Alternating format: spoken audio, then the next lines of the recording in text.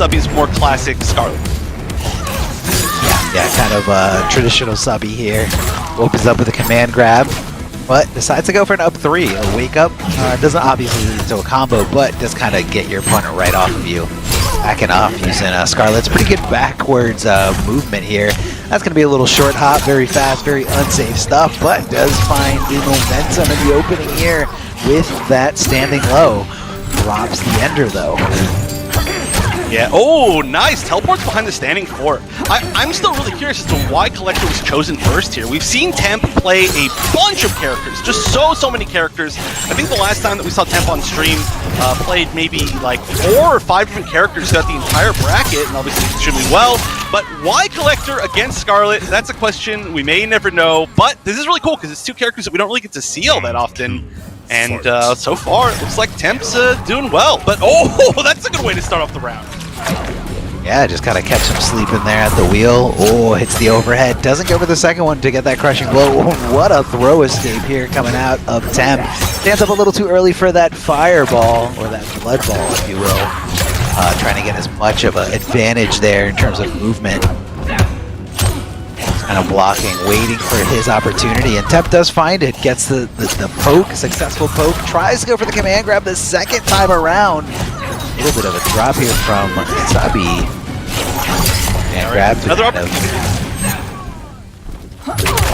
Okay, just backing up. I like that.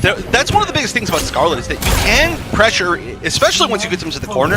The pressure is pretty effective, especially if you found an opponent that isn't really flawless blocking a whole lot, which I don't think is the case so far, at least. But, you know, when you get to that point where you just need a little bit of chip damage, it probably is a little bit safer to just instead use the space behind you rather than the lack of space in front of you. Yeah, play it safe. Definitely what you want to do, especially when you have a huge life lead like that. Oh, just walks up, goes for possibly a fake throw attempt here. And just right into that low-hitting string, that standing string. Very deceiving, you know, when you look at it. Ends the combo here, does get some good damage, 35%. Doesn't look like much that Scarlet can do in this situation. Unfortunately, will be the victim of a very brutal death here. I don't think I've ever seen that one, honestly. I mean, I think partially that's in fact that it's because of the fact that I never see Collector win, but I love his arms cheering. I've never seen that before, ever. He's like cheering for himself and clapping for himself at the same time. We need to see more Collectors win. I think that's one of my first tournament Collector wins that I've seen, which is a little bit sad, but it's cool to see, and definitely the first time I've seen that brutal in tournament. I love how the arms almost seem like they're from like a different body, like a whole. They've got their own like mind, their own nervous system. I'd really love to see the anatomy of Collector. Maybe we're gonna see a little bit more of that. This next one, maybe Sub-Zero. I don't know. That's the default character you usually land on. No, we are going Sub-Zero, committing to Sub-Zero. Let's see what we're going to see in terms of how much this overhead, you know, when you go for the unsafe overhead, you know, if you're going to keep it unsafe, if you're going to equip creeping ice or not, or if you're going to go with a straight ice freeze here. Let's see what the loadout is for the Sub-Zero. So we have Rising Ice for some combo ability, Creeping Ice to keep it safe, like I said, and a little bit more mobility in terms of like an air projectile, the Polar Axe. So not your traditional 50-50 Sub-Zero. I'd say this one's going to be more of a play it safe, or as safe as possible. Beautiful jump, good call out there, but doesn't commit to the right string. Yeah, there with the slide. I like this, actually, for that reason, exactly. I like this choice a lot to switch. Slide is going to be able to whiff punish a lot of things that a lot of characters can't easily whiff punish, or just the fact that, you know, it could be like a trade from that kind of mid-range with a raw ice ball where it might be a little bit too far away to be really scared of a jump in, and just that range where Collector wants to start doing kind of what his whole game plan is. So we'll see if the sub ends up working. It's also going to be able to give Subby a little bit more power on offense, of course, compared to Scarlet. So far, it's looking like it's sort of working, but I mean, Collector's damage, people won't talk about that enough. Collector actually has some of the highest damage in the game. Plus, he's got that whole Joker thing where you get the down 2 combos, so even if they break away, you're just basically doing the same combo.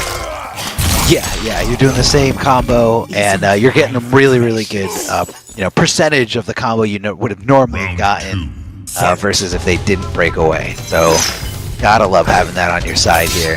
Not the easiest combos to pull off, but if you have it down, certainly worthwhile here. Goes to the creeping ice, doesn't amplify it, assuming because you want to save that bar for when you want to keep it safe.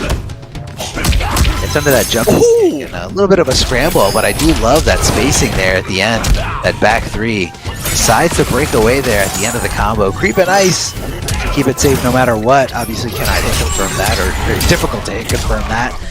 Hopping up to the sky, drops the follow-up after that down two, but Subby coming out with a lot of overheads here, just kind of out the gate, kind of over committing to it, but it's definitely the right move here. And that was a second really, really beautiful whiff punish. That's 2 in 1 round. Out the back three into the weight. Back three whiffing, or whiff punishing the down one on whiff. I said that twice. It's 2 things twice right there. But then also, of course, the back one to whiff the standing 4. That was all super, super good. And again, Subby really needs to win this to stay in the running for being able to qualify for the top 8. Needs to literally win the entire tournament. Temp, on the other hand, even if Temp loses, can still qualify through one more win, potentially in the loser's bracket, depending on how other people do. So this match, definitely winning, is a lot more important for Subby at this point. But again, if Temp wins, there's a really good chance he out of course. Yeah. This is also the winner's side, though. So whoever does lose here is still going to be dropping down a lower side. Can always make it as long as you willing to put in that work. Here comes the big boot from Collector. He does have Fatal Blow. Is he going to use it? No. Tries to go for some kind of crazy reset, or maybe just drop the commitment there. But Subby out the gate. Of course, no matter what you have equipped on a Sub-Zero, you're always ready for that little Hail Mary in your back pocket. Forward to Fatal Blow, does so much damage. Even though she, didn't really need the damage there in that situation, still just need the opening, need the mix-up, and I feel like Temp could have gone, with cashing out with that Fatal Blow. It might have not killed, but it would have given Temp a little bit more control in that situation. Yeah, I mean, the Collector Fatal Blow is such a weird one where you don't get a whole lot of really good situations to use it. I mean, you get a few, mostly though it is in combos, right? So you generally want to cash out kind of when you can with it.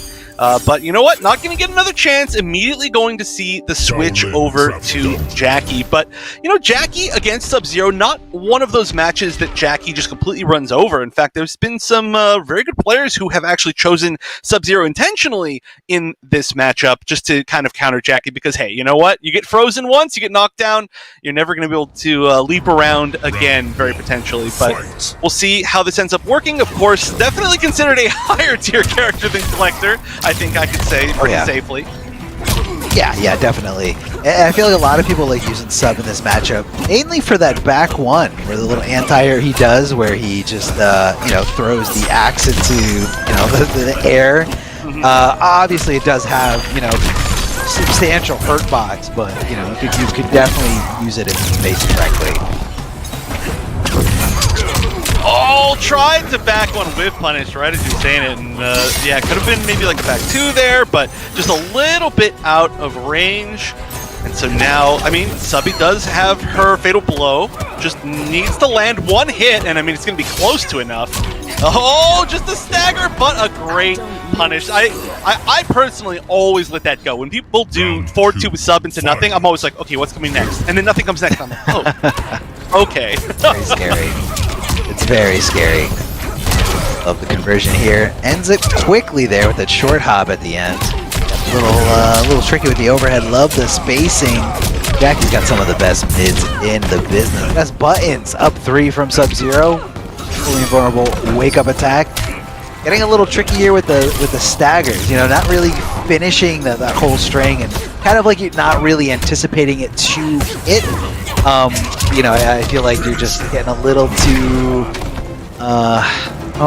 I guess it's just like you definitely want to have some kind of intention behind the button that you're pressing. You don't want to go into it thinking oh, they're definitely going to block this, so let me go with some kind of stagger.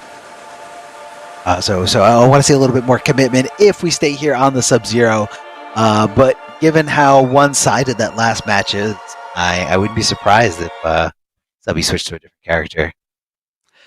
Yeah, it was. I mean, definitely at least once Subby got put in the corner, it was a pretty tough spot, but that's kind of anybody against Jackie. And I don't know what other characters really are a great option. I mean, I know Sub plays Scarlet and Sub, but I really don't know any of her other characters. And Scarlet not known to do particularly well against Jackie either. Scarlet definitely has a little bit of an issue with high mobility characters, especially ones that go to the air, but that did look like a pretty confident switch back to Scarlet, so maybe there's some sort of plan in play. We'll see if there's any maybe different moves that have been chosen as far as variations, or maybe it's just going back to a more comfortable character. Yeah, I mean, some people, have a matchup studied really, really well as a certain character. Even though their secondary or the third character could be, better on the matchup chart, not necessarily meaning that it's going to be better for you. Kind of looked like the same loadout from before. Didn't see anything crazy there. But already I could see just the comfort of being in Scarlet skin again, immediately going with that flawless spot right out the gate. Oh, and the throw escape. An easy thing to do. Ooh, that was a big risk. I actually tried to read the breakaway right there, which is a pretty interesting read to make so early on, but I mean, a lot of these players have played against each other a lot, being of this region. It's not like the largest player base, so a lot of these players, especially playing in the pro competition, have matched up against each other a million times, so there's probably some experience in this matchup, which is why you go for a read that quickly. But yeah, like you said, I mean, the confidence shows. The fact that there was a flawless block, there was a read on a breakaway, and Cash is out! That's an interesting choice. Would have gotten temp really, really low without spending that crushing blow, but just wanted to guarantee it, which is understandable. Jackie has some of the best comeback potential in the entire game.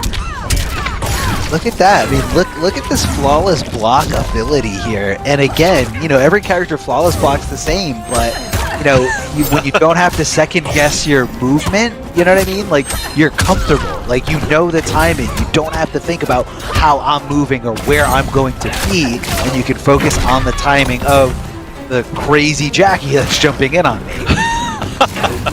Yeah, it's true. And I mean, honestly, technically, if you wanted to do flawless block, Sub gets like better conversions from flawless block and has better up two. Her up two is not actually that good. So, ideally it's technically worse at flawless blocking if you were getting really, really technical, but, like you said, it's just all about that comfort. Nice, teleports in to try to counter the zoning, which is a really weird thing to say, but, alright, here we go, one grab, might put a little bit more damage on the time, yep, damage over time on the ground, that's a hard thing to say. Now just needs a little bit more damage, but Scarlet's got a lot of potential damage with the fatal blow. One opening here could lead to chip damage. Yeah, especially considering Jackie's got a little bit less health. If she just committed to that string, that could have been the end of Jackie. But hold on, still on the offense here.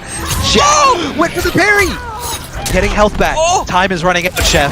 Time is running out. Oh no, there's gonna be so much chip. There's gonna be so much chip. 2 seconds left and the crunching blow. What a read. What a read. What an ending there. That was an incredible round. Oh my gosh. Every single thing right there, I mean, like, being able to survive against Jackie with the grenade launcher at that low of health, and then managing to find the perfect moment to pull out the parry to get back a little bit of life that ended up mattering so that she didn't get chipped to death, and then choosing all of the right, just every single option correctly at the end, avoiding the grab, getting the one-hit crushing blows that there was a guaranteed kill even before time ran out, everything right there. That was sick.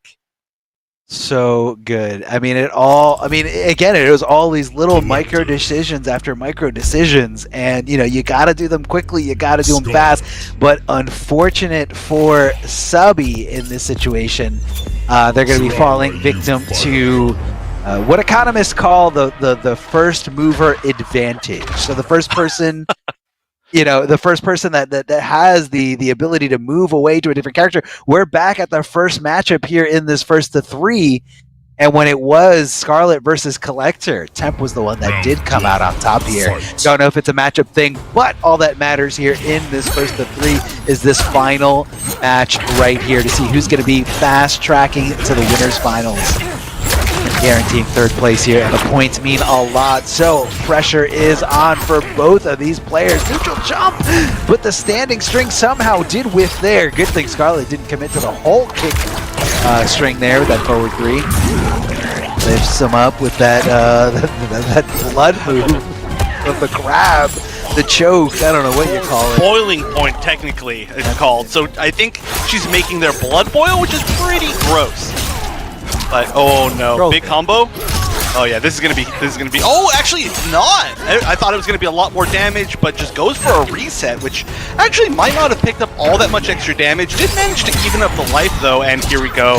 Yeah, there is no defensive meter to break away. Again, goes for the reset. Why not just cash out a little bit more? But speaking of cashing out, that is gonna be the fatal blow conversion. I think this is gonna be enough. This is it's a hard one to tell.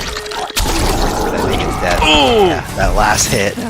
42% is really a huge chunk, you know, and even looking back on that last game, you said, you know, Scarlet just needs that one fatal blow, especially on characters with less health, but in this case, Collector's not one of them, has regular health just like everybody else. Love the challenge back with those highs, but you gotta watch out, it could be a poke next time coming out after Collector's a little bit negative. Goes for the rest of that string, and that's really the guessing game here. You got to figure out what's coming after the boot there, after that big kick from the Collector. Big jump in, gets that string, goes into the bola, and able to kind of get a little bit more damage. Trying to maximize his damage, but this is the hard part of the combo there. Right after that down two, not the easiest thing to pull off. Yeah, but I mean, at least you get a good amount of damage from that anyway. Still, though, a great flawless block that we saw out of Subby. And here we go, one more hit. Again, trying to read the breakaway. We haven't seen Temp fall for that a single time, and there might not be even another chance to make that read, but here we go. Immediate breakaway. There's nothing that Selector can do without the Relic Lore, but the grab is going to be it.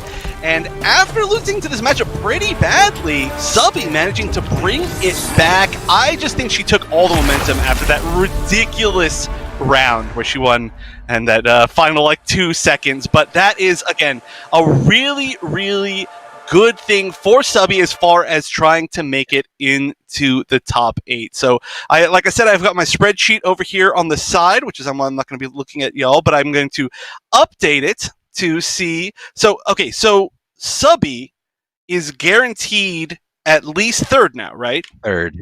Yeah, third Subby now in the winners finals. So, you know, theoretically, if they were to lose in the winners finals and then lose in the losers finals, they will be going home with third place. But like we stated before, that is not going to be enough to guarantee that spot into the regional finals. The regional finals are going to be taking the top 8 players of the standings. And again, we are looking at the standings piece by piece.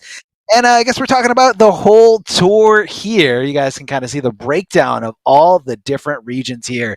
8 qualifying weeks per region. The top 8 players in points and standings for the sub-regions of the Interkontinental Kombat and of Liga Latina and Oceania are all going to be going to the sub-regional finals there. And for NA East and West, the top 16 players are going to be moving on to the regional finals there. And it's all about points. Right now, we're trying to solidify. And again, I really love the way that this point system was structured out, and it makes this, you know, every single week count. And, you know, I knew we were going to get here. I knew we were going to get here to a situation where somebody needs like just enough points to squeak by somebody else. And we're there, man. We're there. So what did we find out, Chef? I know you're crunching numbers there. Yeah, so again, I mean, really the situation has somewhat stayed the same. It's just more that Subby has taken the first step, right? So she needs to obviously win the whole tournament, which is a lot easier said than done, but I mean, with a showing like that, definitely a possibility, already within the top 3. So, I mean, that is a huge step. But also, the 2 players, Gilbags and Solar Plexus, are a huge kind of like decision maker in this top 8, right? To see who qualifies, because they're currently in the top 8. So if they do not so great this week, they could potentially both go out in the first round, considering the fact that they're both in the losers bracket of this this top 8 bracket. If they don't do well, then that's a really good sign for other people who are here. But, again, we're still a little bit early, I think, in the bracket to really guarantee who's going to make it. So we'll have to see how everybody else does. And we are going to be moving to the other side of the winners bracket, where we're going to see Lion taking on Yeet. And I mentioned this earlier, but Yeet is a wild card, really. I mean, nobody knows who they are, as far as I know. They aren't in the points, so they have absolutely no chance of actually qualifying. And Lion is actually he's in a really good spot to qualify, I would say. Yeah. Currently sitting at 11th place. Just needs to, again, just do well in this match, and then that might put him into the top 8. So we'll see how that ends up working. But wow, another Collector and a Nightwolf. What a region we are, where we get to see Collector, Scarlet, Collector, Nightwolf in the first 2 games of winners. Love it. Love Oh, to and see Hannah's Wrath. diversity. Okay. A little bit of a different side of Nightwolf. Let's see how this pans out here. Oh, I'm sorry. Yeet. Did you see Yeet's third move? It was No, I didn't none. see that one. Chose no move for the third slot. Took the command grab, took the teleport, and had nothing for the third slot. I don't know what's going on, but I mean, we'll see. I'm not. It could be like, whatever move, all the other moves that are one slot make you sacrifice like a move that already exists. I mean, it could be a weird situation like that. How obviously no one would ever willingly equip Sub-Zero's shoulder because Slide is just too good. But I've never seen someone. In my experience, with an empty spot. I mean, I have played plenty of Collector in my life, and just knowing what he's got, I think that's literally just that he just chose not to have a move. And there are some one-slot moves that you can at least take, like Bag Bomb, for example. I believe it's just one slot, but chose not to. However, still doing quite well. And oh, what? One hit into it, not a confirm, just wins for it, and it was a good call. Man, it was the good call. Maybe he saw that move, whiffing out there in space. Maybe he knew that forward 3 was going to connect. And just kind of kick confirmed right into the fatal blow for some good damage here. Right now, not where you want to be if you are Lioncock, because, you're like right at the cusp. Like, you need to do well today in order to, guarantee that spot. And right now, he's going for a ride, a huge ride in the corner, standing position, trying to look for something and hitting north here right after, trying to get that command grab to whiff. Remember, guys, that's a mid command grab. No neutral ducking for you. Big jump in and chase down that rollback. Didn't quite punish it, but did get the momentum of swinging afterwards. Gonna shut down the usage of meter while Collector is glowing yellow like that. Such a good move here from Nightwolf. Yeah, it's a really rare one to be chosen. I've seen a few players who have chosen it to try to go up against, for example, Sub-Zero, but another nice conversion. 2 rounds in a row ending with beautiful conversions into Fatal Blow. And you don't really get to see either of these Fatal Blows all that often, because they are really only for closing out rounds when you get that chance, and I guess both of them have used it in that exact way. But yeah, we're seeing just such a weird matchup. It's strange too to see Lion immediately go for the Hannah's Wrath setup in particular. I mean, you have to give up a lot. Nightwolf has the issue of not having a whole lot of slots for a whole lot of moves that he wants. And you have to give up, like the command grab, which is your strongest ender, or you have to give up like the lightning arrow, which turns your character completely into like a zoner. There's just a lot of things that you could be getting instead. So I'd be curious as to why this is being chosen in this matchup. Yeah. I mean, it's a good move. It does hit as a mid, so it's just kind of like something that's always going to annoy you as long as you got, the space. Love the overhead, able to confirm thanks to that super long string. Trying to bully him as much as he can here with that auto shimmy there, the stand 1-1-1. Goes for the neutral jump swing, but nobody is home. Collector just needs one more hit here, and he does find it. Yeet taking a commanding lead here. That first game going to the Collector. And again, you gotta wonder, like, is this just the pressure coming down on Lioncock? Because you have on one side someone who's, playing to qualify for big prize pool tournament. And on the other side, you have someone who's playing essentially right now for fun, playing for the experience, playing because, doing what we love to do. We love competing. We love playing games. You know, whether it's for $0, $100, or way more. You know, this is what we love to do, and you know, sometimes that can kind of affect the way that certain people perform. You know, some people are awful under pressure, and you know, look, me and Jeff, we've been in the FGC long enough. You know, you've met that person who just like refuses to enter tournaments, but they're really good.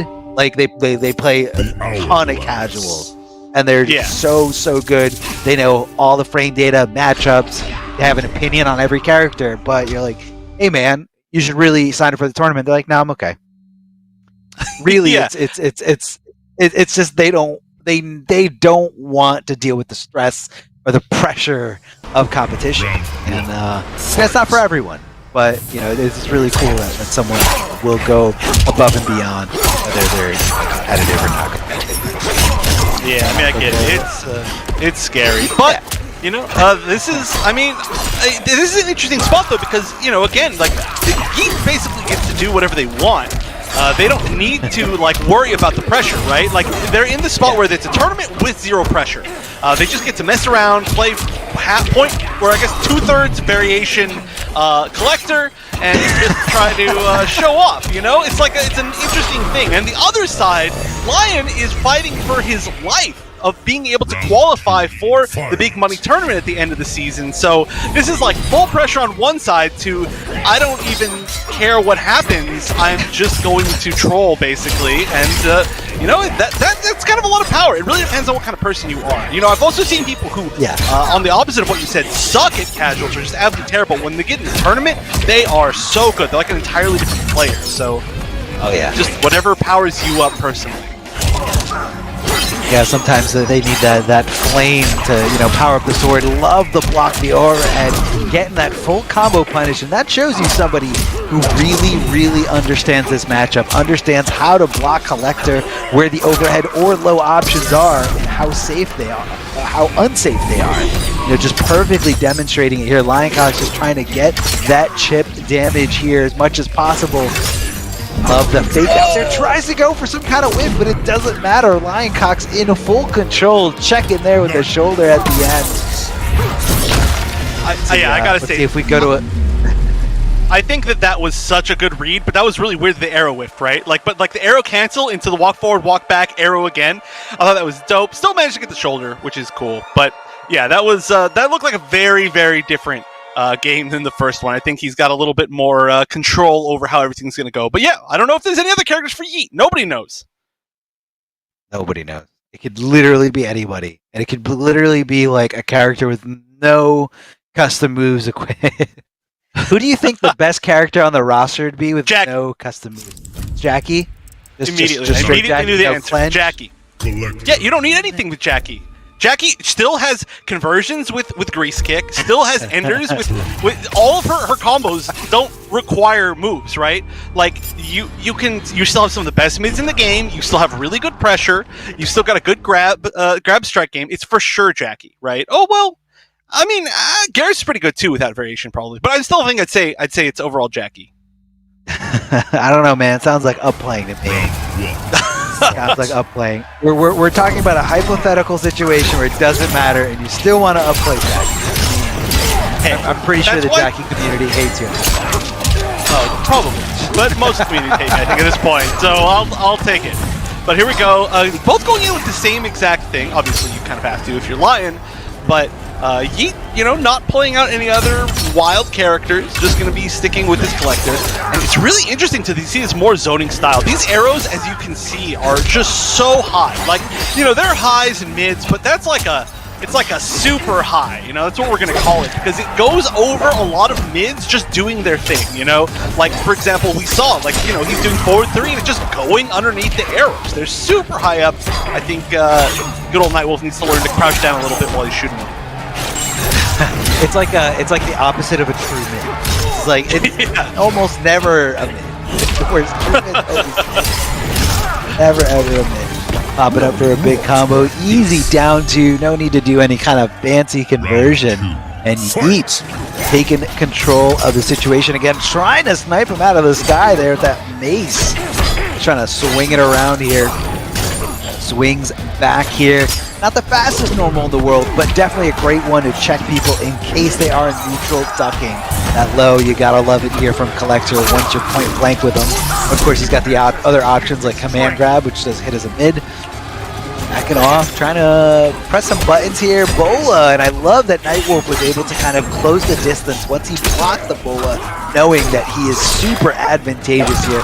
Gonna throw him into the corner, not going for any crazy throw mix in this situation. A lot of down ones here, super disrespectful play coming out of Eid, if I do say so. Yeah, just pressing a lot of buttons, but I mean, it's kind of a thing that you can do against Nightwolf. Kind of a tough character to really enforce your turn with, and that is one of his bigger issues, I would say. But there's still a chance, you know, there is still Fatal Blow available. We did see in the very first game that both of these players are super good at finding those conversions, but as I say that, a couple opportunities dropped. I just think we need to see Lion with a little bit more confidence in the reads, or we might see some big heavy read. Oh no, we're not going to see anything. We're going to see a game 4. That's all that we're going to see. Now we're going to see another Brutal. We are 2 times now for Brutals today. We've got the back arms again. We're doing it. Oh yeah. Raise them. Oh yeah. It looks like a completely different person back. Like somebody else is controlling the arm. Or like somebody standing behind him, you know, and they're just looking at their arms. Yeah, exactly. I can't believe I've never seen that. 100% what it looks like. a lot of content. I'm not surprised you haven't seen it. A lot of content in this game. You know, all different brutalities are being, you know, added, or you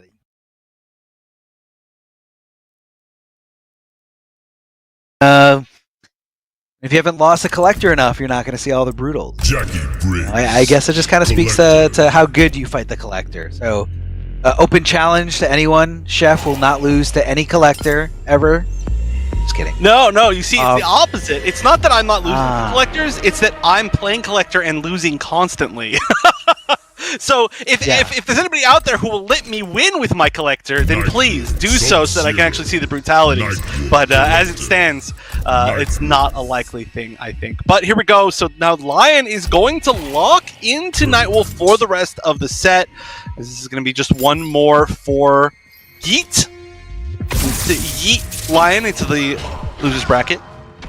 Yeah, it's not where you want to be, especially with, you know, you're on the cusp of qualifying here, and there's so many people that are ahead of you that are in this bracket.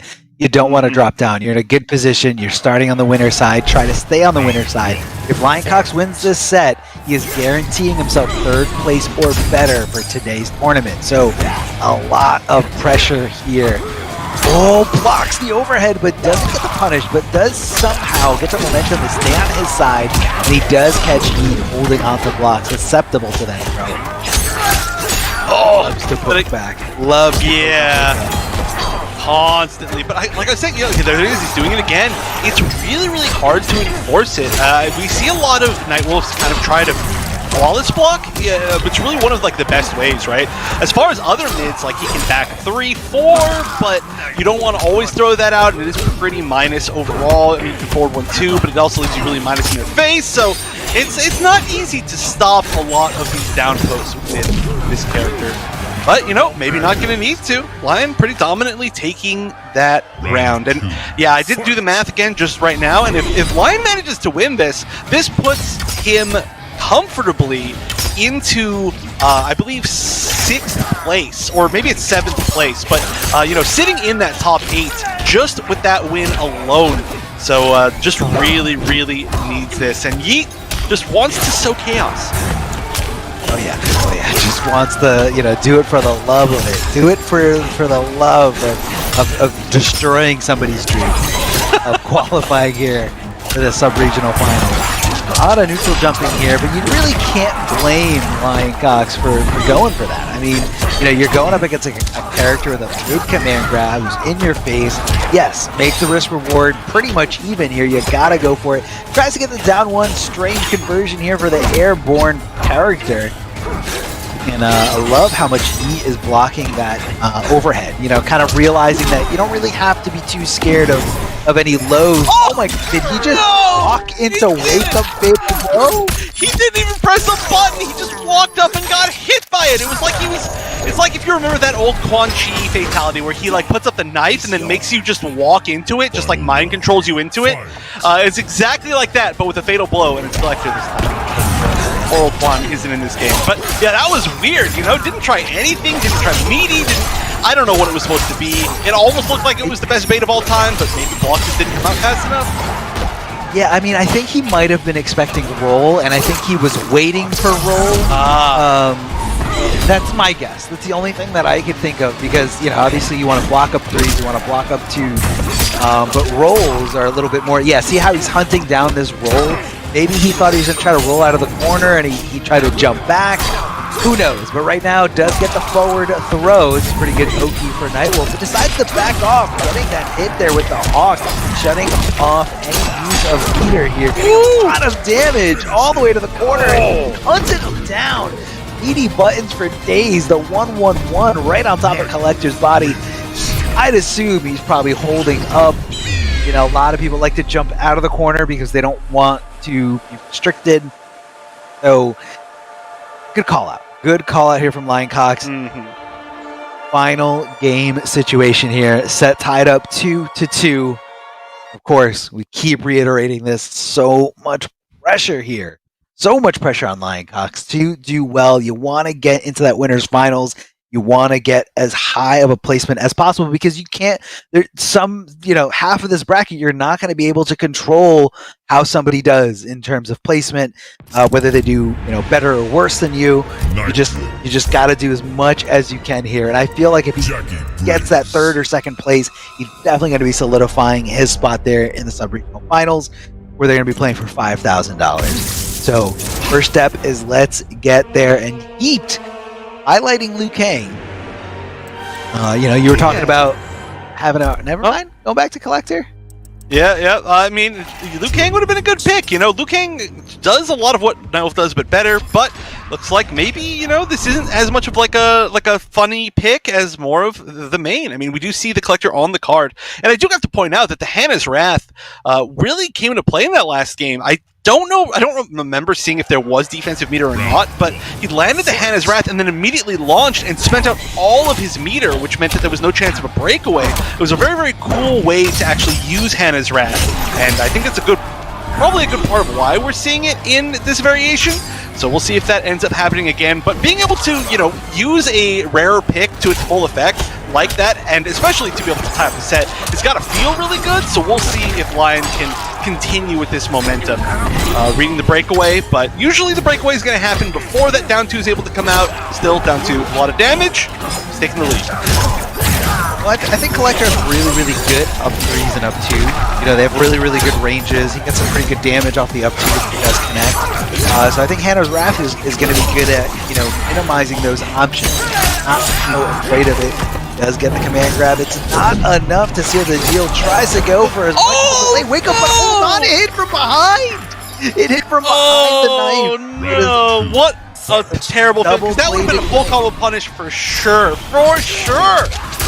And actually, that was that? No, he's using the same variation, right? That was just the projectile counter. For a second, I thought maybe he was using Relic Lure, but no, I think he was in the same variation, same colors and everything. Alright, the overhead landing though. This is looking like a very, very strong round. I don't know how you could possibly make this comeback. That's going to be super tough. We might be going into a final round of the set and just needs to find a few more openings. The Hannah's Wrath does actually kind of enforce a lot of chip over time if you're trying to play really, really safe. So that could come into play really well here. Like, in fact, using it right here, you know, could put it into last breath territory. It does have a cooldown though, which is why we're not seeing it basically like spammed over and over. Alright, here's a chance to mix the stagger, the cancel, the fake cancel. Oh no, I mean Fatal Blow's gone, but another reset, and look at this. This is maybe one more hit away. Oh no, breaks away really late, blocks the overhead. Wow, that was a 50-50 situation. Go to the overhead or the low after that string. Guessed correctly. That could have been it if it wasn't correct. And that means we are going to a final round. And this could be the round that decides basically whether or not Lion manages to make it into the regional finals. But it also could, you know, push somebody out of the regional finals. So this is a huge, huge round. Lion has a lot riding on this. Yeet just trying to do what he's been doing. But right now, they both need to jump at the same time. What a weird situation, but also wasting his meter and letting the Hannah's Wrath and getting the corner. This is looking very good for Lion, but we've seen Yeet fight out of this corner, especially with down ones a lot so far this set. Dude, he might get a chance to do it again. Oh, okay. He rolls past him, gets a huge combo punish, throwing down, and there's going to be very little Yeet can do, but he does throw tech there. Get off of me. Here comes a swinging and the down one on Yeet's wake up, and that's going to be enough for Lioncock to get into that winner's finals. Right now, Lioncock solidifying third place or better here in today's tournament, and that's going to be incredible for his standings and for his chances to getting into that final. What a set, man. What a set. Yeah. It came down to the wire.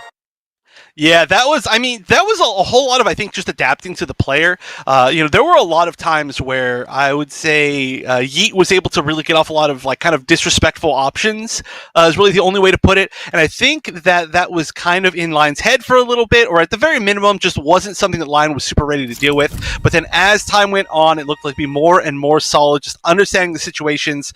But, it really, I think so much of it came down to just that final guess, that final mix-up where Yeet had so much momentum, had like 3 resets in a row, but it was just like one more guess, and luckily that guess went to Lion. Luckily for Lion.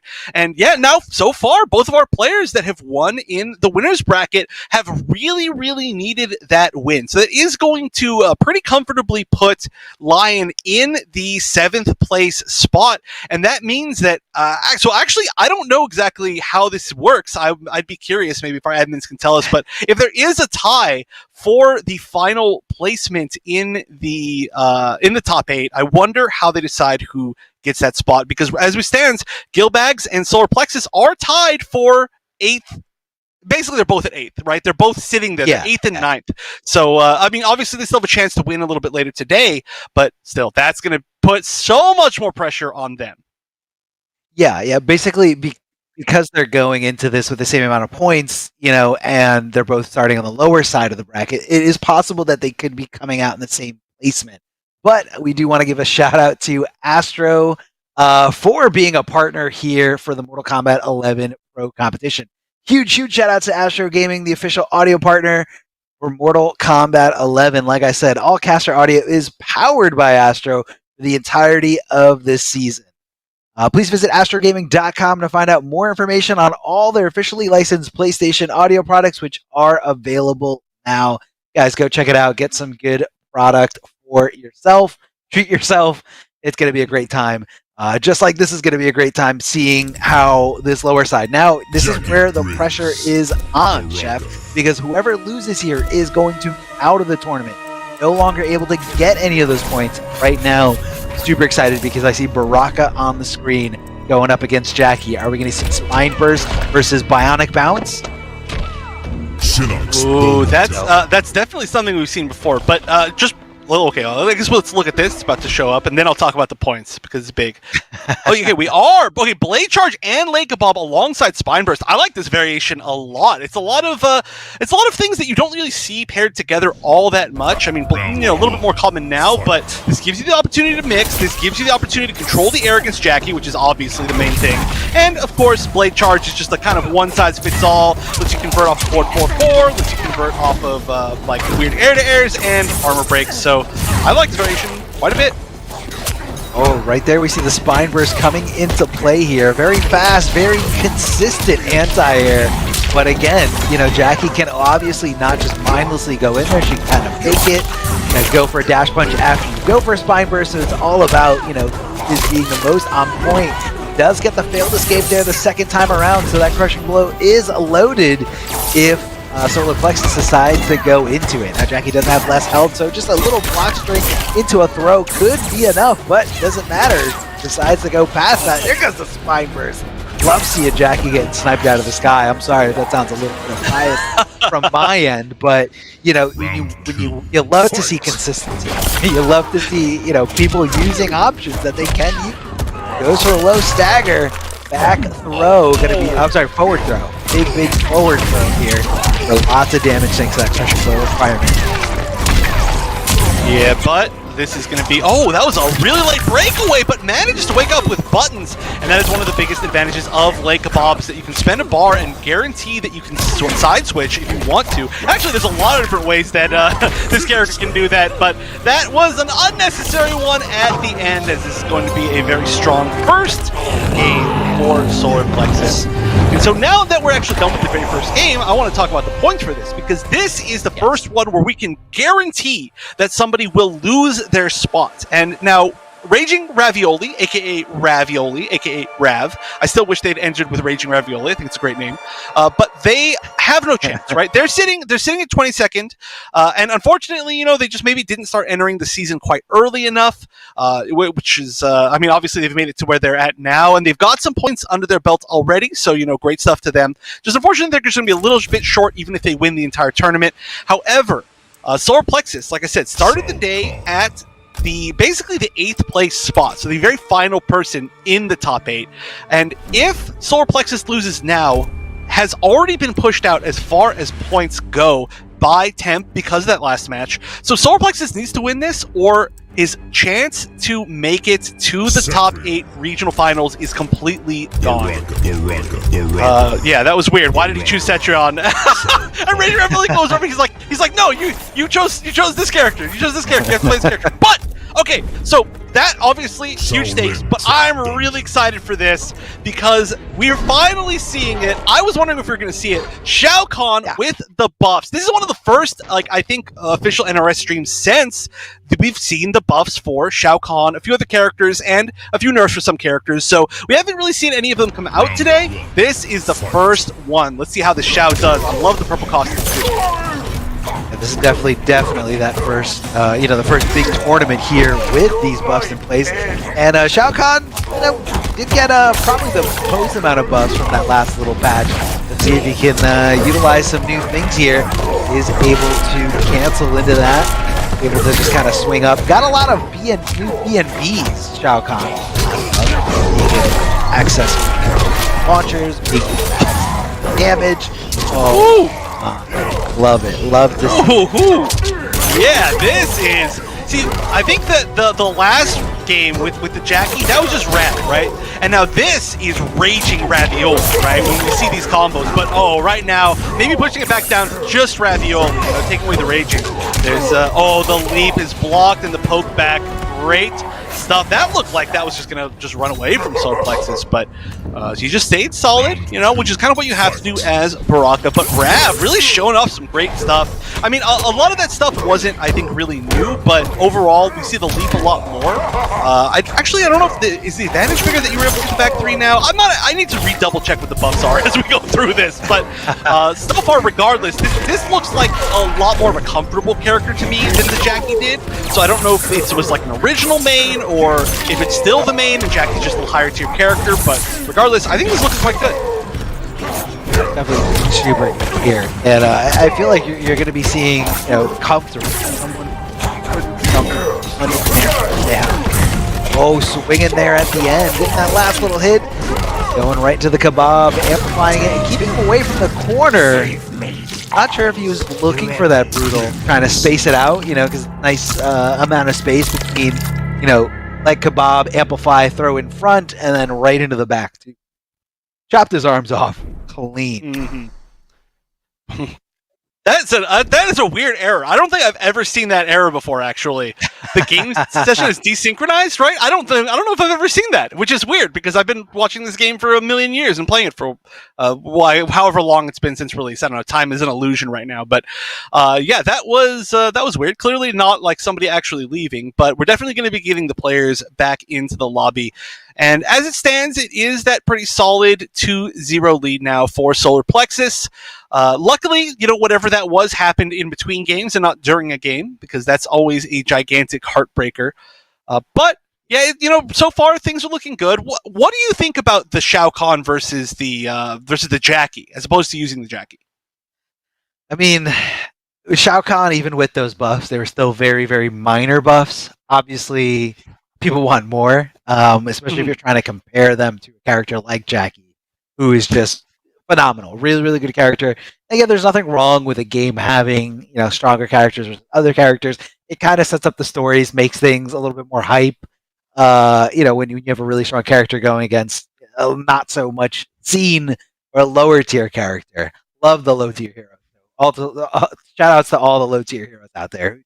Yeah, Play what they want to play.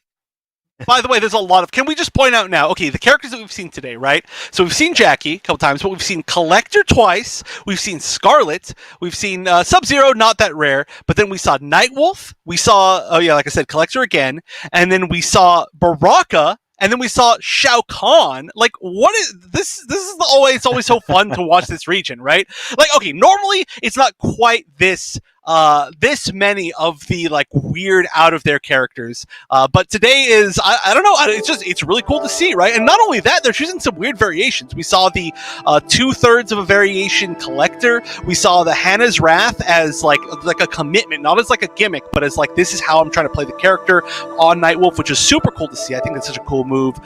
We saw the Scar was pretty normal. The Baraka is like it's very, I'd say very intentionally like an anti-Jackie Baraka variation, which is really cool to see, because that is one of those characters you can kind of design that way. I love Baraka, played a lot of Baraka. The Shao Kahn, it did have like the spear moves, which is a little bit weird. We tend to see kind of some of the more classic Shao variations still doing, I don't want to say doing very well, but doing the best of any of the Shao variations. So it's been a weird day so far, but it's cool, right? It's very, very cool to see. I think we might see a little bit more kind of classic characters later on, but it does sound to me like we're getting these players back in relatively quickly. Hopefully nothing happened to any of their internets or anything like that. But like I was saying, I do have the points up, and this is really big, right? If we do see the win here, I lost my spreadsheet. So if we do see the win here from Ridge and Ravioli, like I said, unfortunately, there's just nothing, but we do get to see a Shao Kahn win, which would be pretty sick. But if we do see Solar Plexus win and guarantee at least that 5th place spot, does move up and then puts the pressure on Gilbags, who's going to be one of our next players that we get to see.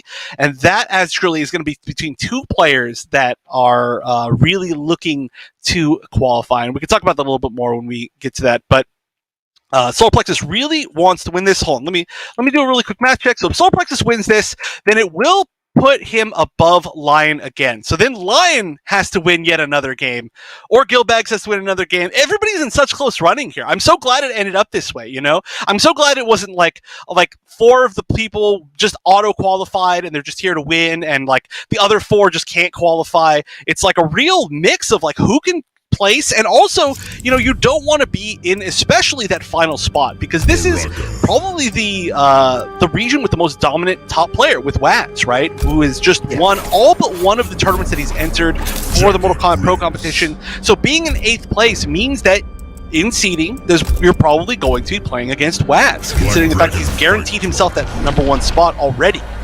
So you don't want to be in that spot. Obviously you'd rather be in 8th than 9th, but you really want to get at least 7th. And here we go, going back in. It is going to be back to the Jackie. Yeah, back to the Jackie. Like you said before, this Baraka build almost seems like very anti-Jackie. Normally you see, the command grab for, some kind of really long-range mix-up, or gutted for cashing in big time on a lot of big damage. This one doesn't have either one of those things in its head. Got the leg kebab for a little bit of a mix-up, and the spine burst, of course, to try to control Jackie on the jumping. And you can see already that Ravioli is a little bit already adapting to, not trying to jump in. Normally at the end of that combo, Jackie players love to jump in, but he's already cautious of the spine burst. So saying, all right, let me take a step back. And I think that decent kind of gave him a little bit of a breather, like, whoa, let me figure out what I was doing wrong here. Whoa, duck it under. And I guess got the damage boost there from the down to crushing blow. I'm sorry, the damage boost from the flag into the down to crushing blow. So it seemed like a very specific setup here. Maybe he just kind of knew that she was going to go in with that dash punch right after the flag was planted. It does have some recovery, but not much. Maybe the kebab instead of... It's a bit of a weird move to see, too. So I think that it's just a lot of times people aren't quite ready 100% because you're like, wait a minute, oh, I forgot he had that. And then you're like, oh, I can punish that. And then you dash punch, and then suddenly you're eating half of your life with a crushing blow. But, ooh, goes for the hammer. Hammer time. Again, the spine burst, yeah. I think at this point, Rav needs to realize you just can't do the raw full screen jump in. Soul Plexus is just too ready for that. On top of it.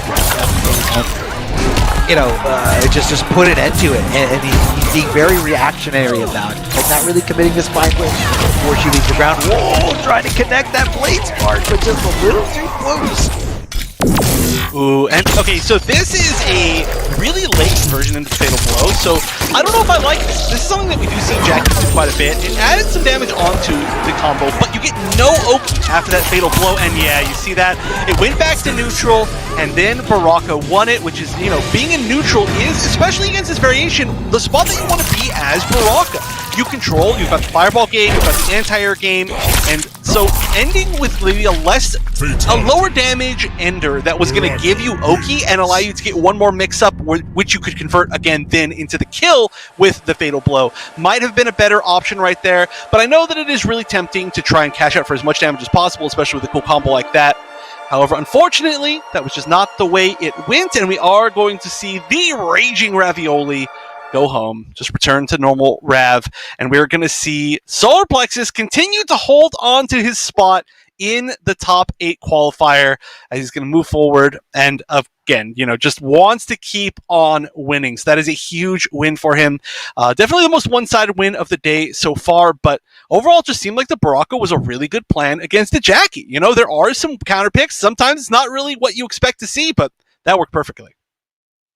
No, yeah, it definitely worked. And again, sometimes it takes a little bit of adjusting. Like I saw some of the patience coming out of Ravioli in, you know, that game number 3, you know, the first 2 rounds, but definitely all caution thrown to the wind afterwards. You know, just kind of lost in the moment. You know, a lot of people like to, I feel like a lot of approach with playing a character like Jackie is like, okay, let me go on offense and see if you know how to deal with this. And if you don't know how to deal with this, I win. But if you do know how to deal with it, okay, then we go into this little, you know, this little dance in the neutral. And I feel like we just never got there. And I feel like Ravioli was just kind of like, come on, let's go, let's go, let's go.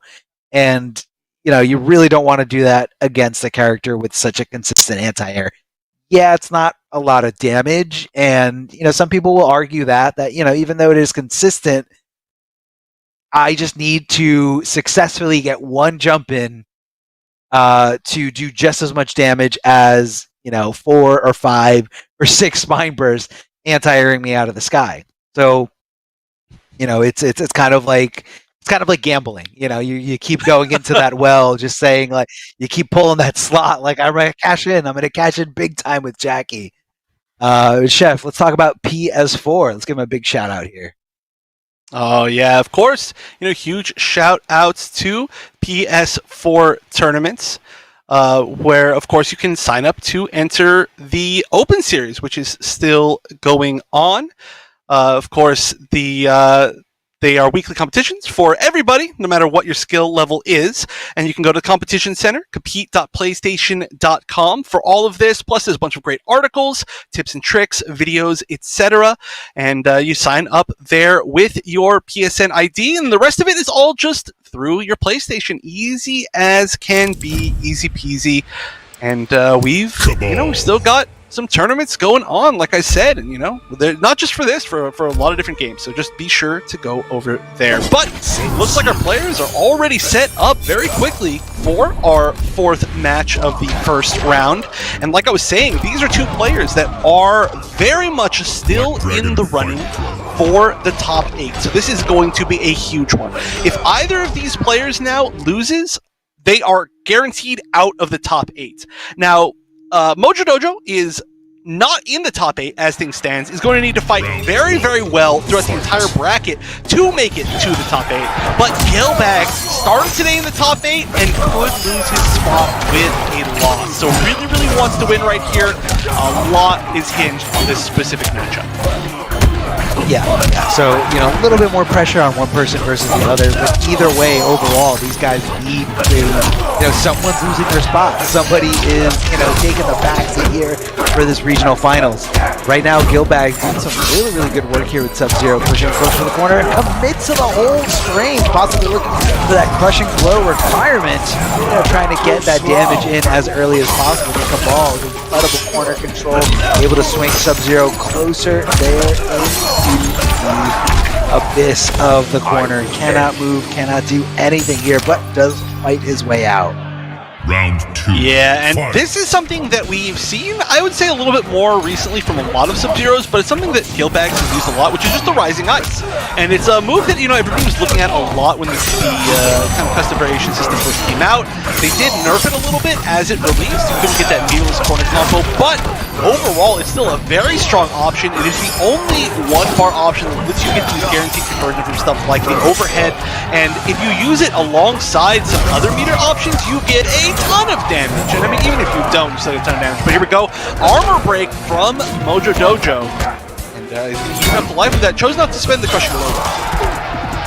Yeah, just kind of holding on to it, you know. These are resources that you might have to use a little bit later. Love the double overhead here. That slight gas there at the end. Getting a little tricky, you know, although Cabal doesn't really have any lows. You know, a lot of people are looking to swing for their turn after. Yeah, it's like the weird unblockable, right? It's not a 50-50, but it's like it mentally makes you swing. It mentally makes you stop blocking for whatever reason. And something we see a lot. But, you know, didn't really matter. Gilbags is pretty quickly going to take that first game. But Gilbags is a pretty aggressive Sub-Zero, has been playing Sub-Zero every time that we've seen him in the bracket. So this is, you know, it's a solid pick. It's exactly what we thought we were going to see. And, you know, has also made the top, really 3, I think, several times. At the very least, the last time that we saw Gilbags, he was in the top 3, got 3rd, I believe, exactly. But, you know, a very good player, and there's a reason why he is, well, at least was in the top 8 at the start of today. Yeah. And, it unfortunately could change easily, you know, and that's what me and Chef were like so excited about how this whole bracket played out, and, you know, the point system, and just like what's at risk here, you know, who can drop down, who can rise up, and right now it's setting up for a great storyline, a great show for you guys, and it looks like we're gonna be sticking here with the same characters. You know, Ruben Ice from Sub-Zero, try to keep things as safe as possible. Cabal, incredible ability here. Love the coming forward to keeping it safe with Creeping Ice, ducking under the throw, but not cashing in big time. That could have been with the city. Big time. Yeah, and can he take the corner too, which is a really big deal, just as far as, oh, well, actually, I mean, both these characters extremely good at switching sides, right? So that was a great way to get over. Oh, interesting. This is the breakaway. Normally you can punish if you break away right before the back one for in that combo, but he was, I think, maybe a little bit late to get the punish. I didn't exactly see what happened, but didn't get the one that he wanted to, but that's definitely a show of matchup knowledge, I would have to say. And so far, I mean, regardless, he has done a lot of damage so far this round. But here we go, this could melt away. One more hit and it's fatal blow. You know how it goes. We all do. We all know the end of that story. Getting the anti-air. This is definitely going to be enough damage. No, he hit it down too. Thought it was just like I did, but does connect there with the polar axe. Jumping back from that projectile. Securing what could have been a disastrous hit there for Cabal. Yeah, as soon as the up 3 hit, that was terrifying. That could have been a huge choke, but luckily did manage to pull it back. And that's really big. Again, now he's starting in the corner. Now, ooh, this pressure though, using the extended hook grab. Not something you usually see all that often. I mean, almost really ever. No, a lot of people like to go for the slight gas and the air hook for, you know, a lot of combo potential, but extended hook is going to be for the standing resets. Yeah, I don't know. And also, yeah, I don't either. That was weird. I was trying to figure it out. It's like the opposite of being disrespectful. Mashing down, you mash up just slightly. But, you know, didn't quite matter. Gilbags just really has taken control of the set. Hasn't, I don't think, lost a round yet, or at the very least has made it quick otherwise. But yeah, I mean, I like the extended hook. There are certain situations where you can kind of jail into it so they can't duck it, and you get like this weird pseudo free pressure. Sub might be able to slide punish it. I don't know. It's been so long since I've seen that. It's been literally since like the very start of the game where it was part of the kind of main variation. But even then, we didn't see all that many Cabals past like the first couple of weeks. But here we go. We're going to see the switch to Johnny Cage, maybe? I see this, yeah, the switch to Johnny Cage against Sub-Zero. And this is going to be maybe a little bit of an advantage in this neutral game. And could be an advantage in the, well, not really the damage game. Cabal's pretty high damage, but let's see what we've got. Pissed Off, Rising Star, and Throwing Shade. So this is going to be the straight projectile variation with the super high damage, if you can land it. Got the Armor Breaker, got the Shades Crushing Blow, everything you need. Yeah, flash it in whenever you get the opportunity to. Great fireballs do get slid under, though. One of the best things about Sub-Zero is mobility to just kind of bypass projectiles, not only just favorably trade with projectiles. So, not really something you want to do, in my opinion, when you're going up against Sub-Zero. You gotta kind of find a different approach. Love the offensive approach there, getting under that polar axe, but not committing to the whole string. Could be just shaking the rust off of this character. Maybe hasn't picked it in a while. Didn't anticipate to pick it in terms of, your tournament life being on the line here. The back three. I'm sorry, is that back two? Back three? I don't know. It's one of those buttons there. I want to say two, back two. It was even back though it's a kick. MK or in MK9 was it right? I think it used to be back three, but or no, maybe that was traditionally. No, maybe that was back. Yeah. I don't know. It's so confusing. It's confusing too much. But regardless, I'm pretty sure it's back two now. But not a move we really see all that often. Obviously, it is kind of a meterless launcher, but yeah, I don't know. It's kind of embarrassing that I don't know that I get all my inputs mixed up. It's the issue with them changing the inputs for all the different similar normals every game. That's true. That is true. They always try to change it up, right? You gotta at least give NetherRealm credit. They always try to change up the game as much as possible. Always trying to think outside the box. And I hope Interactive will stay here forever. I'm just gonna say it right now. Interactive. Back three, and decides to not go for the whole string. That led to him getting opened up there. Johnny Cage is broken down with that down four. That down four has so much range. And it's so plus on hit. Johnny Cage literally gets to dash up and do whatever he wants afterwards. But here comes the big buttons. I think he's dead thanks to Fatal Blow. No, didn't even. Yeah. So, I feel like he didn't even have to risk it there with the Rising Ice. But that just shows you how confident Gilbags is going into this top 8. I don't want to be on the other side of Sub-Zero. That was pure, crispy, perfect Sub-Zero gameplay, barely dropped anything, understood matchups to a T, and even when he was put in new situations, knew exactly what to do. So Gilbags, like you highlighted before, able to come out of a situation where he could have lost that sub-regional spot easily if he lost in that game, that set right there. I mean, that was it. And no. I mean, there's a lot of pressure on, where it's literally just like one game, and if you lose it, you lose your spot guaranteed. If you win it, you still aren't guaranteed your spot. So the pressure is like way more in like the negative side, as opposed to like, if I win, it's great. If I lose, it's terrible. It's like, if I lose, it's terrible. If I win, it could still be terrible down the line, which is a really tough thing to fight through. But I mean, I know Gilbags has been playing in tournaments for a long, long time, at least since MKX at the minimum that I'm aware of, so definitely has that level of experience. But that does mean that, again, he does manage to hold on to his spot, which is going to be huge. So the only person, unfortunately, now that we see out is the Mojo Dojo, who's not going to be able to quite qualify, will be ending at around the 10th or 11th spot. And that's unfortunate, but a great showing the entire season. And we now have set up for our next set of matches. But before we go to our break, we want to, of course, mention that you can support your own region and support the pro competition with some very dope merch, which of course you can go to at you see the link on screen, Amazon.com/Mortal Kombat. But lots of different characters, lots of different styles. You can get whatever you want. I don't have a Melina joke set up this time, unfortunately, Arma. I failed you. I was trying to think of one in time, and I just didn't. But it's okay. it's the way that it goes. Sorry, I'll think of one better for the next time. But again, like I said, that does set up our next set of matches. But we are going to be setting up those lobbies and giving the players a very tiny break while we take a break ourselves. So don't go anywhere, because we are really getting into the nitty-gritty of who will be qualifying for regional finals when we get back.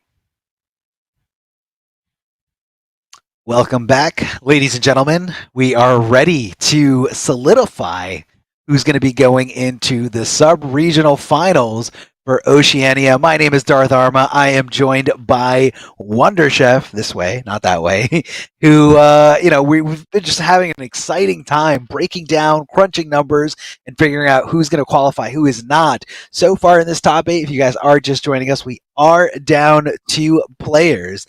That's going to be Solar Plexus taking it over Rav, and Gilbags taking it over Mojo Dojo. And now, officially, the first spot that is not being able to be achieved for getting the sub-regional finals. Yeah, I love how I just kind of smoothly transitioned into that. The Mojo Dojo, unfortunately, is not going to be getting to that sub-regional finals for the $5,000 prize pool. But it's still up in the air for a lot of the competitors up here. We've got great storylines built out, like how there's an immense amount of pressure on Subby to win the whole tournament. But before we break down even more into this bracket, Chef, let's talk about PlayStation 4. Oh, yeah. And of course, the PS4 tournaments, the with Mortal Kombat 11 Pro competition, sorry, stumbled on that, is presented, of course, by PS4 tournaments. And you can check out that and the Open Series both in the same place, which is going to be compete.playstation.com, where you can sign up for tournaments, no matter what skill level you are. You can also see some nice videos to learn about like what the pros are saying about the game, their mindsets. There's some great interviews on there, but all of it, compete.playstation.com. You sign up with your PSN ID, and then you play all the tournaments directly from your PS4. As easy as can be. Everybody's very spoiled now, but I'm just very jealous. But yep, compete.playstation.com. I'll say it for a third time. It's the place to go for everything. For every single thing that you want for competitive Mortal Kombat. That should be your first go-to. But like you were saying, we're really getting down into it. That's what these players did. They went to compete.playstation.com. They signed up for probably 8 weeks a piece, and they have fought as hard as they could to make it into this top 8. And now pretty much every match, I think, is going to be pretty close to a decider of what could be like a guaranteed spot for the qualification. I know that our first match of the, not the first match, but our winners finals match will be giving both players an opportunity to at least move on, but they still have a chance because they'll move on to losers. But we are starting with the losers bracket, which is why I'm saying it's not the first match, where, again, Yeet is just a wild card. We saw Yeet pull out the Collector last time, hovering over Sub-Zero. We'll see what the pick is. Very cool costume. But Solar Plexus on the other side. Again, Solar Plexus is currently still tied for 7th place. So just barely holding on to his spot. If he goes out here, there are a lot of opportunities for other players to overtake that spot that he's got in the qualification process. And that is always a terrible feeling when you know that you can qualify, but it depends on other players and how they play. So, oh, look at this. We are going to see the bag bomb. We actually saw the bag bomb being put in place. That's hilarious. The exact example that I had. But on the other side, interesting note, we're talking about it. First time that we're seeing Cetrion here on the NetherRealm stream since the nerf to Cetrion, lowering the chip damage on Tornado and lowering the amount of health that she has. She's now a 950 health character. So 2 pretty significant nerfs, I would say, for the character. However, still going to have all the tools, still going to have the actual utility that she's had, and you can see exactly how strong that is. This is still a very good round to start off with for Solar Plexus. However, there's always an opportunity. We've seen he do it before. Woo! The reflect! Unfortunately, that reflect did not really allude to much, didn't lead into anything, but always something you gotta be kind of mindful of. Look at this great mobility this character has. Being able to teleport right behind you. I mean, both these characters do have that teleport, so not to say that, you know, there aren't options here. Here comes the big leg, the big boot from Collector. Gets the stagger pressure to correctly hit, open up Cetrion, and goes for a reset here instead of going for the regular launch there. And he does it the second time, but this time staggers it even more layers later, going into the command grab. A lot of damage down on Solar Plexus. Can he make this comeback here? Looks like he is looking not to take too many risks, and as soon as I say that, teleports right next there into a full combo punish. Yeah, this is I mean, this is such an interesting style. We saw it in the previous set from Yeet too. Alright, this might be a conversion available. No, gonna hold on to it for maybe one more hit. The grab now is going to put a little bit of space in between them, and now just needs chip. More hit, alright, not gonna be as much. Okay, yeah, you know what? Didn't even go for any tornado. I'm assuming tornado is still in his variation, right? But we almost never saw it, right? Oh, that was me. That was unnecessary. Unnecessary roughness here. Throw cards, throw the flags. I mean, this is unsportsmanlike. Solar Plexus 100% feeling themselves to just pop that fatal blow at the end, right after the finishing screen. You love to see it. You love to see it. I'm sorry, I'm all for disrespecting signs and just don't getting into your opponent's mindset. Yeah, 100% a statement. Agreed. It is a statement here. As you can see, Cetrion, even though she's gotten a few little nerfs here, a little bit of a damage reduction, she still has probably the best backdash in the game, best projectiles in the game, the best teleport in the game. And, you know, before I get more Cetrion players to hate me, like, she just got amazing tools, man. Like, so good and always, like, in control. And it's just a very tough character to, like, hold still. Yeah, she doesn't have great traditional wake-ups, like, you know, her up 3 and up 2 aren't great. But, you know, being able to backdash out of a lot of pressure makes you kind of second-guess, you know, trying to apply pressure, which, you know, leaves you more susceptible to things like wake-up buttons or wake-up throw. So, you know, she can move. That's really what I love about this character. She can move. Oh, cashing out immediately with the 2 and 3 crushing blow. That's something you tend to see save for a little bit later when you really need that comeback potential, but immediately forced the breakaway. That's another issue with cashing out with it so quickly. However, I mean, that's a huge life lead, and it doesn't look like Solar Plexus is all that worried about having to hold on to everything. This has been a really interesting playstyle that we've seen from him, where he goes for a lot of like ground pounds in the point blank game, which is not something that we're really used to seeing. And I wonder if this is kind of just like a Solar Plexus style, or if it's something to do with the fact that they didn't nerf the chip damage on the tornado, making it maybe a little bit less fun of an option, but obviously still effective. Regardless, doesn't matter. Another round, that's 3 rounds straight. This is all looking very, very good. I'm curious if we are, you know, if this is another win this round, which immediately started strong. I'm curious if we would see Yeet go to a different character. We saw Yeet hovering over the Liu Kang earlier. That's a character who can definitely stand a chance against Cetrion.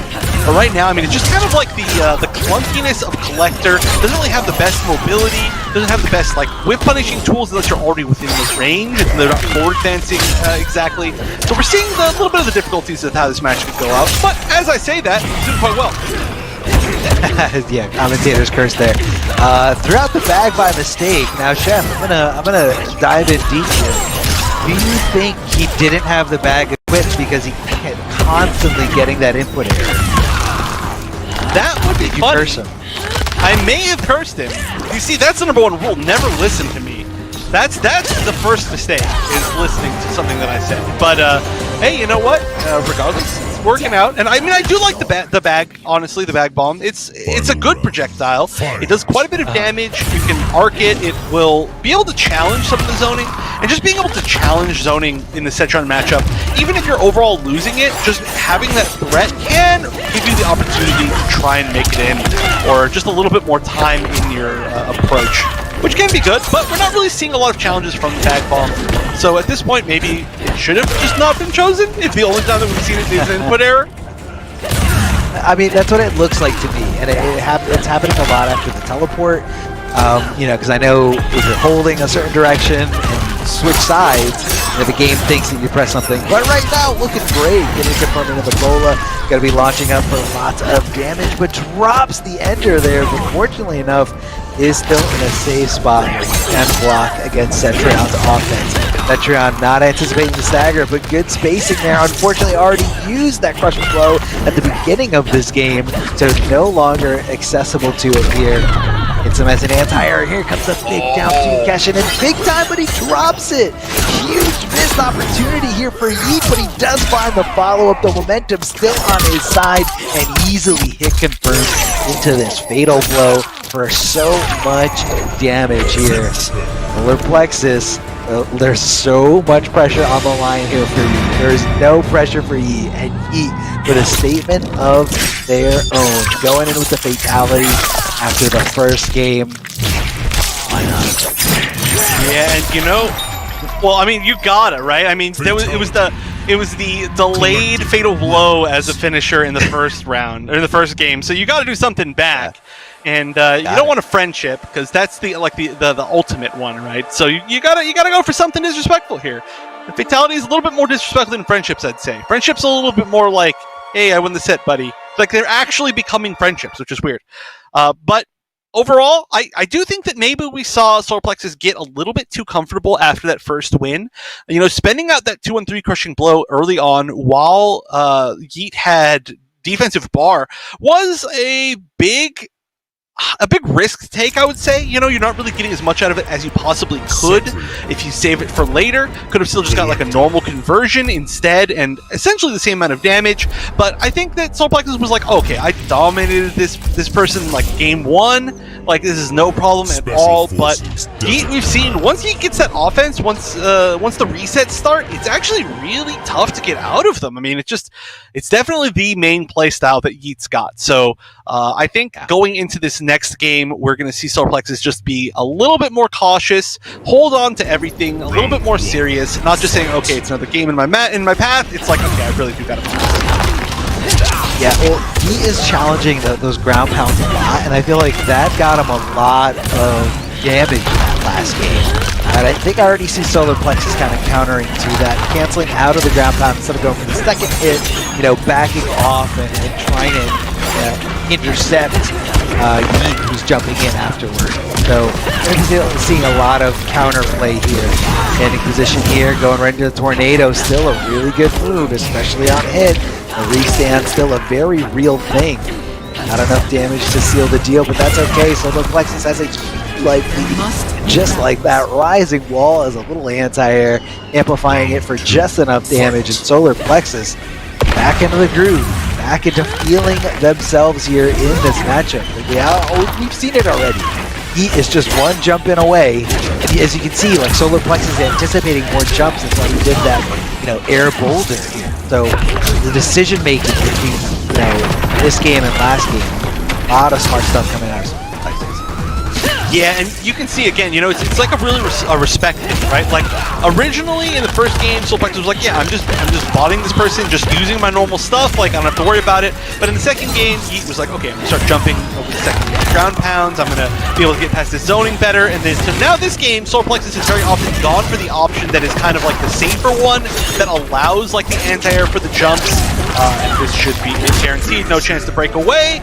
But overall, yeah, you can see kind of the overall style change, and it has really changed the game. Again, shifted the favor overall, but whoa, we're gonna see a fatality. I wonder if either of these two know each other and they're intentionally being disrespectful for fun, or if there's just some sort of storyline. I would love to know why we're seeing so many fatalities, but there's a lot of A lot of anger in this set, maybe?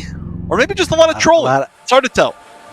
Yeah, it is definitely hard to tell without a little bit of context, but I see a lot of hate being thrown.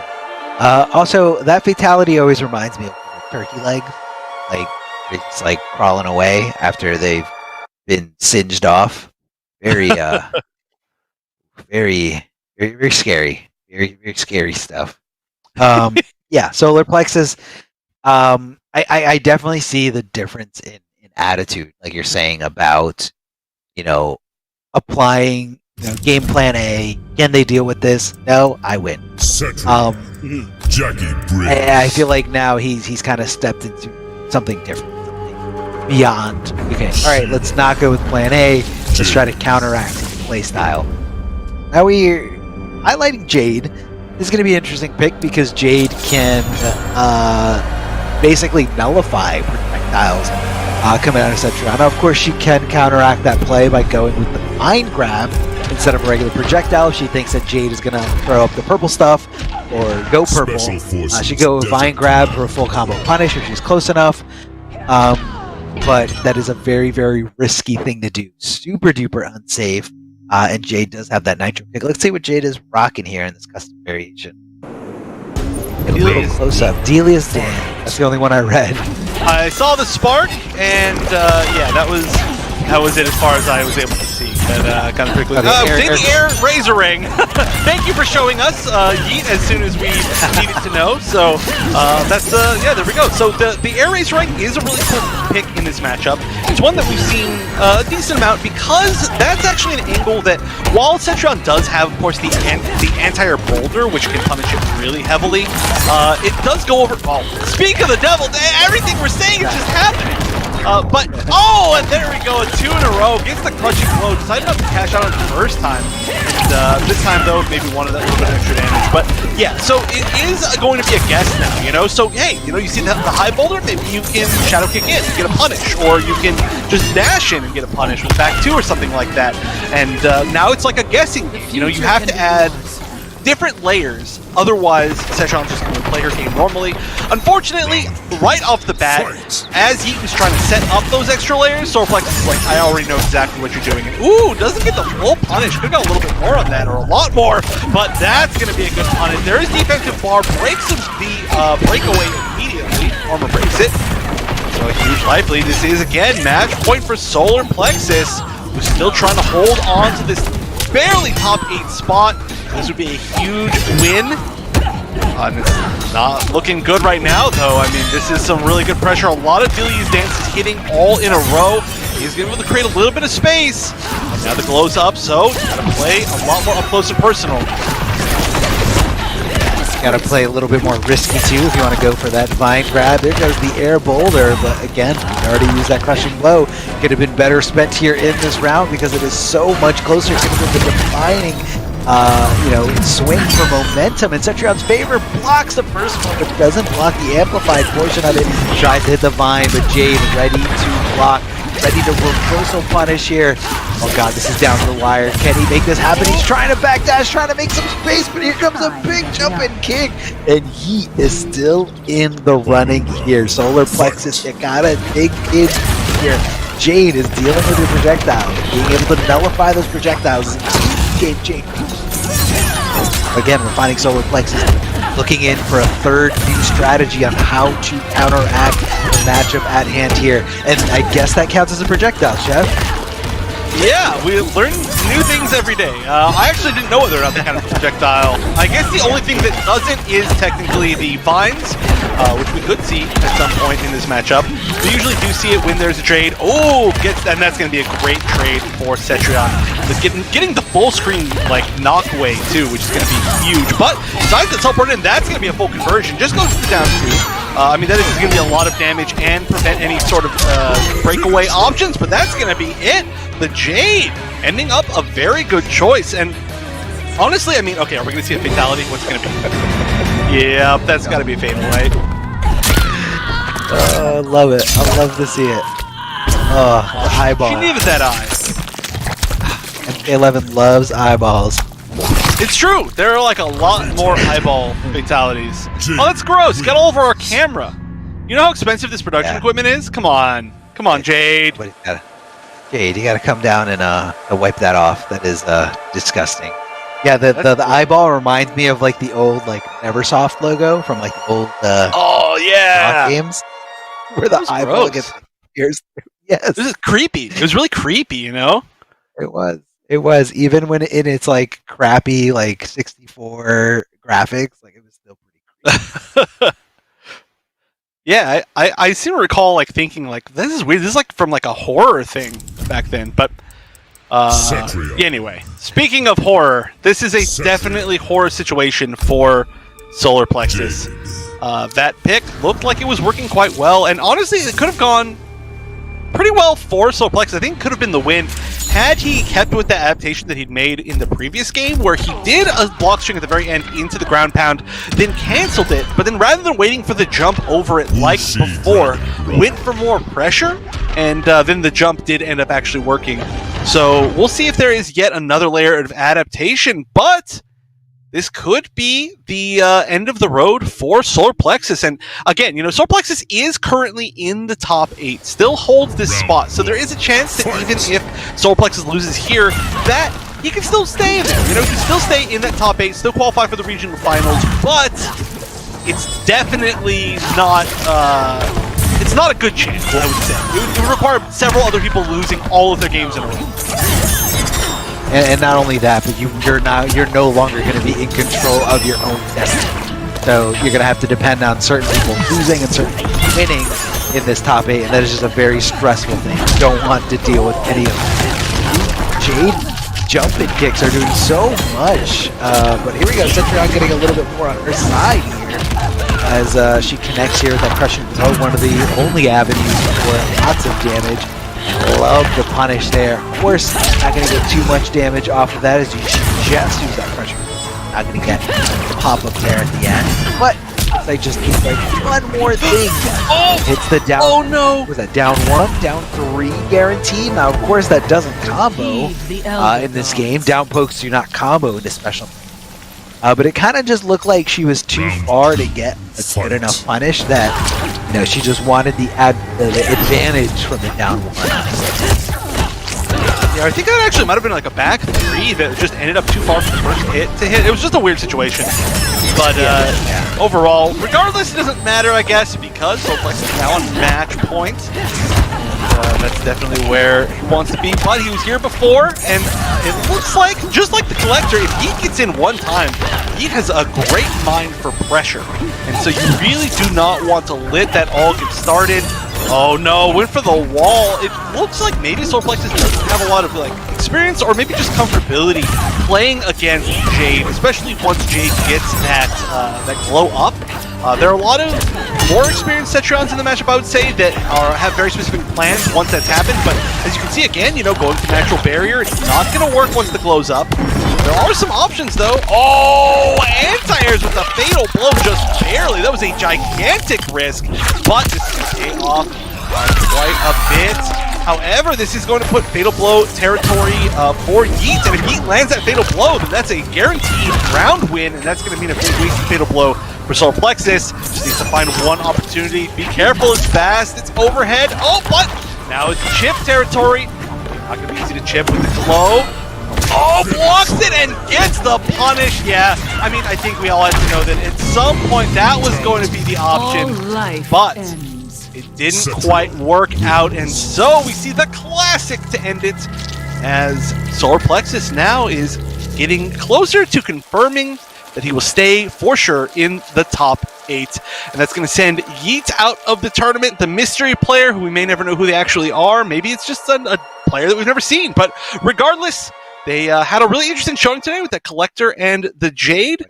And showed us some neat stuff, but maybe we'll see you in a future tournament. But that does mean that Solar Plexus is moving forward. I'm going to update him, only to a minimum of 4th place.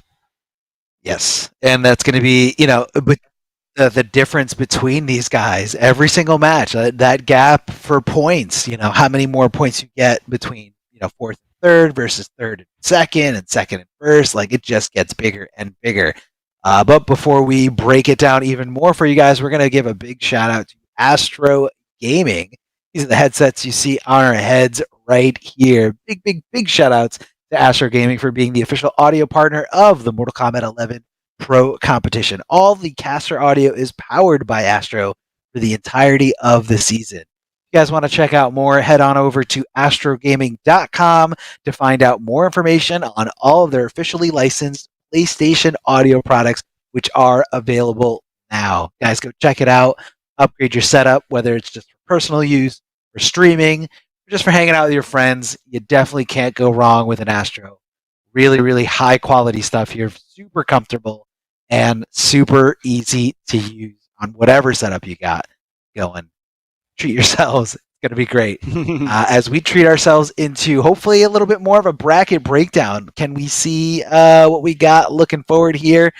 So, like we said, Solar Plexus making it over Yeet, guaranteeing themselves 4th place or better. Chef, we are updating those points, right? Yeah. And, so it is a guaranteed 4th place or better. But okay, I have to interject here because this next match that we're going to see, Temp versus Gilbags, this is maybe the most important match of this bracket, right?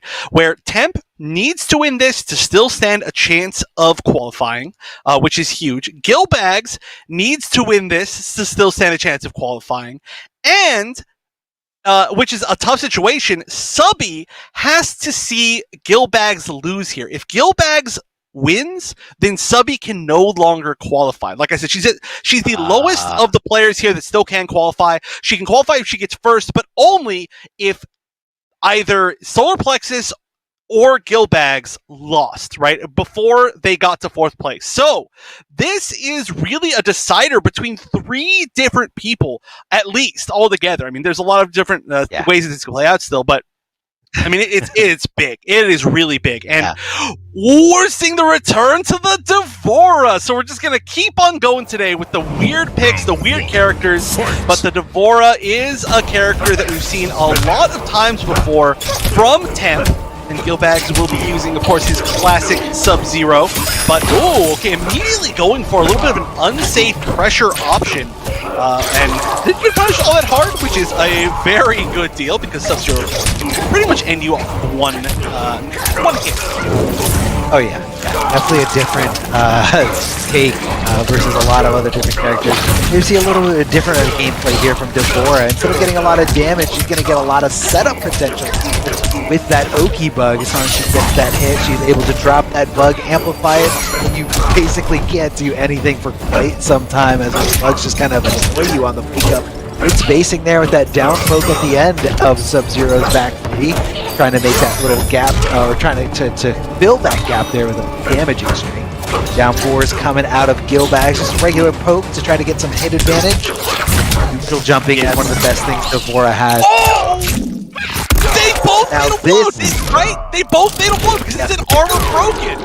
Wow, what a read from both of them at the exact same time. But Devora's fatal blow is pretty fast, and Sub-Zero's actually not all that fast as he has to do the whole, he reaches back and then stabs forward, which is not how you're supposed to use axes, I don't think. But, wow, what a read. You almost never see the armor broken from a fatal blow, especially not with another fatal blow. So, I mean, that's got to be a great feeling for Temp to start off this.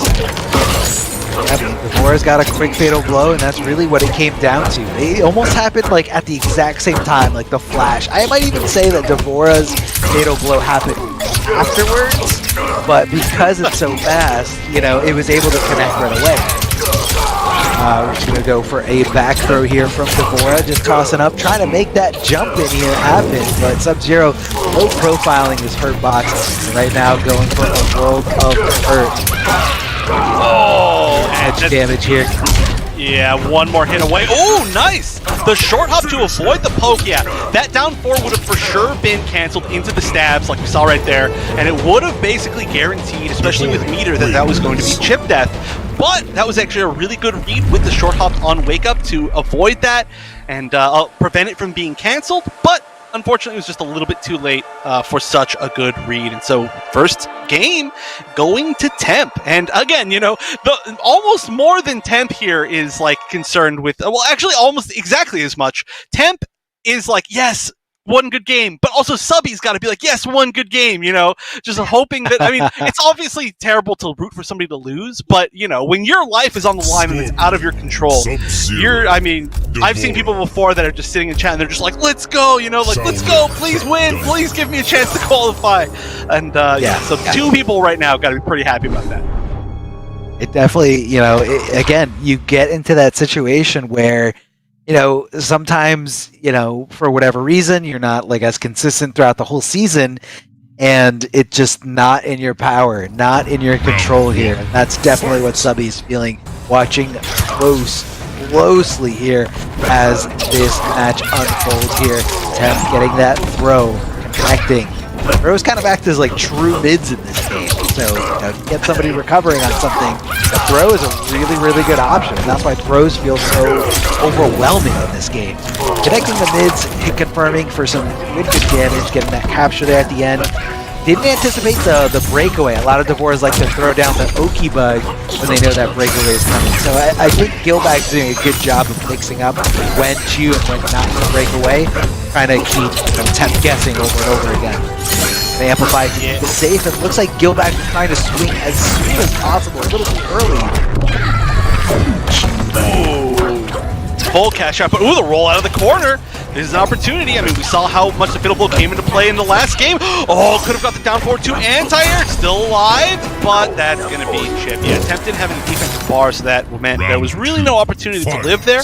Had to guess right on like a delayed wake-up situation that Gilbags wasn't going to cover both options for.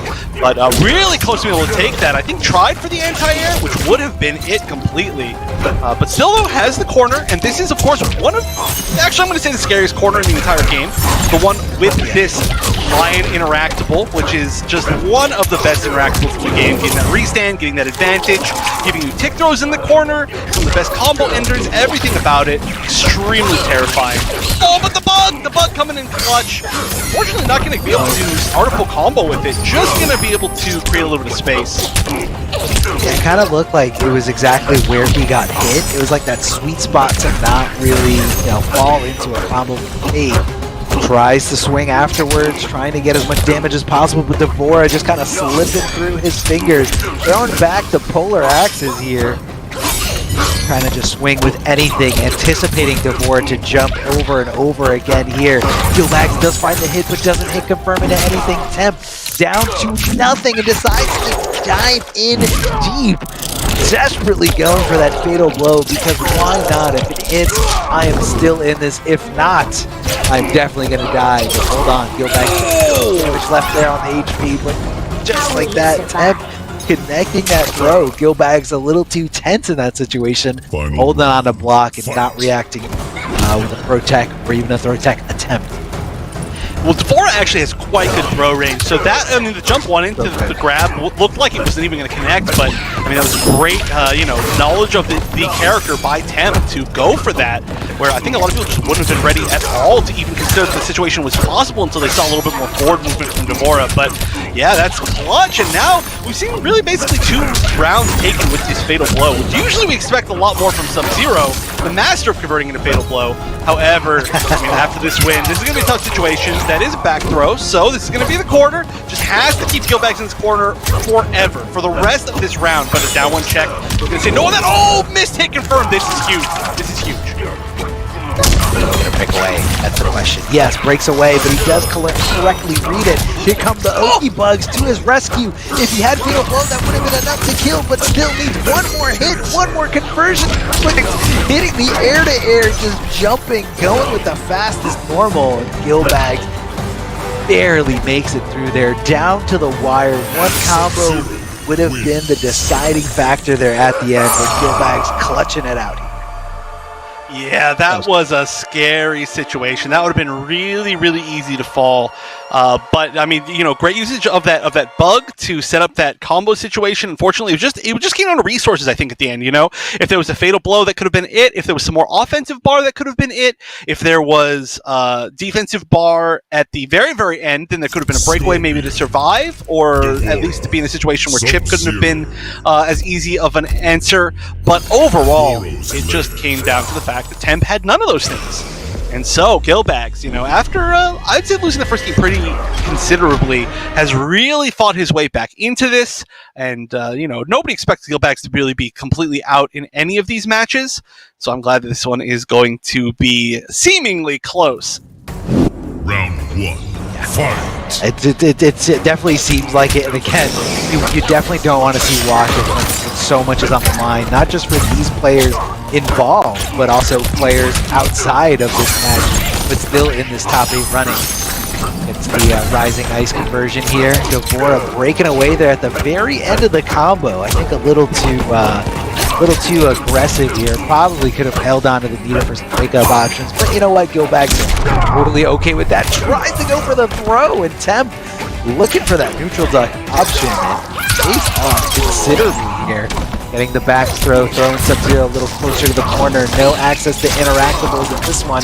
Trying to lock him down as nice and tightly as possible. But unfortunately goes for the side switch there. I don't know if that was intentional, but I don't think that was a good idea. Either way, getting that capture there at the end. Super risky, might I add. Super risky. Yeah, but a great side switch combo at the very, very end. That's a little bit weird to get the conversion of. You have to land that jump kick super deep, and wanted to make sure that he was getting maximum damage on it, so that was great stuff. But great stuff now from Gilbags, who's going to be able to catch up for a lot of damage in the corner. We're not going to see the breakaway. Temp just holding on to that defensive bar, but that is a lot of damage to give up. Now there's always going to be the opportunity that Sub-Zero manages to kill you without you ever getting a chance to spin that defensive bar. Here we go, back throw again. It's an option that we've seen Temp go to a lot to try to gain that corner back. Oh, but here we go. Oh, what's going to happen? Is there a combo of this? No, they don't actually fully combo. In fact, they only shut up 2 bugs. That was pretty weird. Yeah. I think the first bug wasn't close enough. I think it disappeared before, you know, before the animation even started going.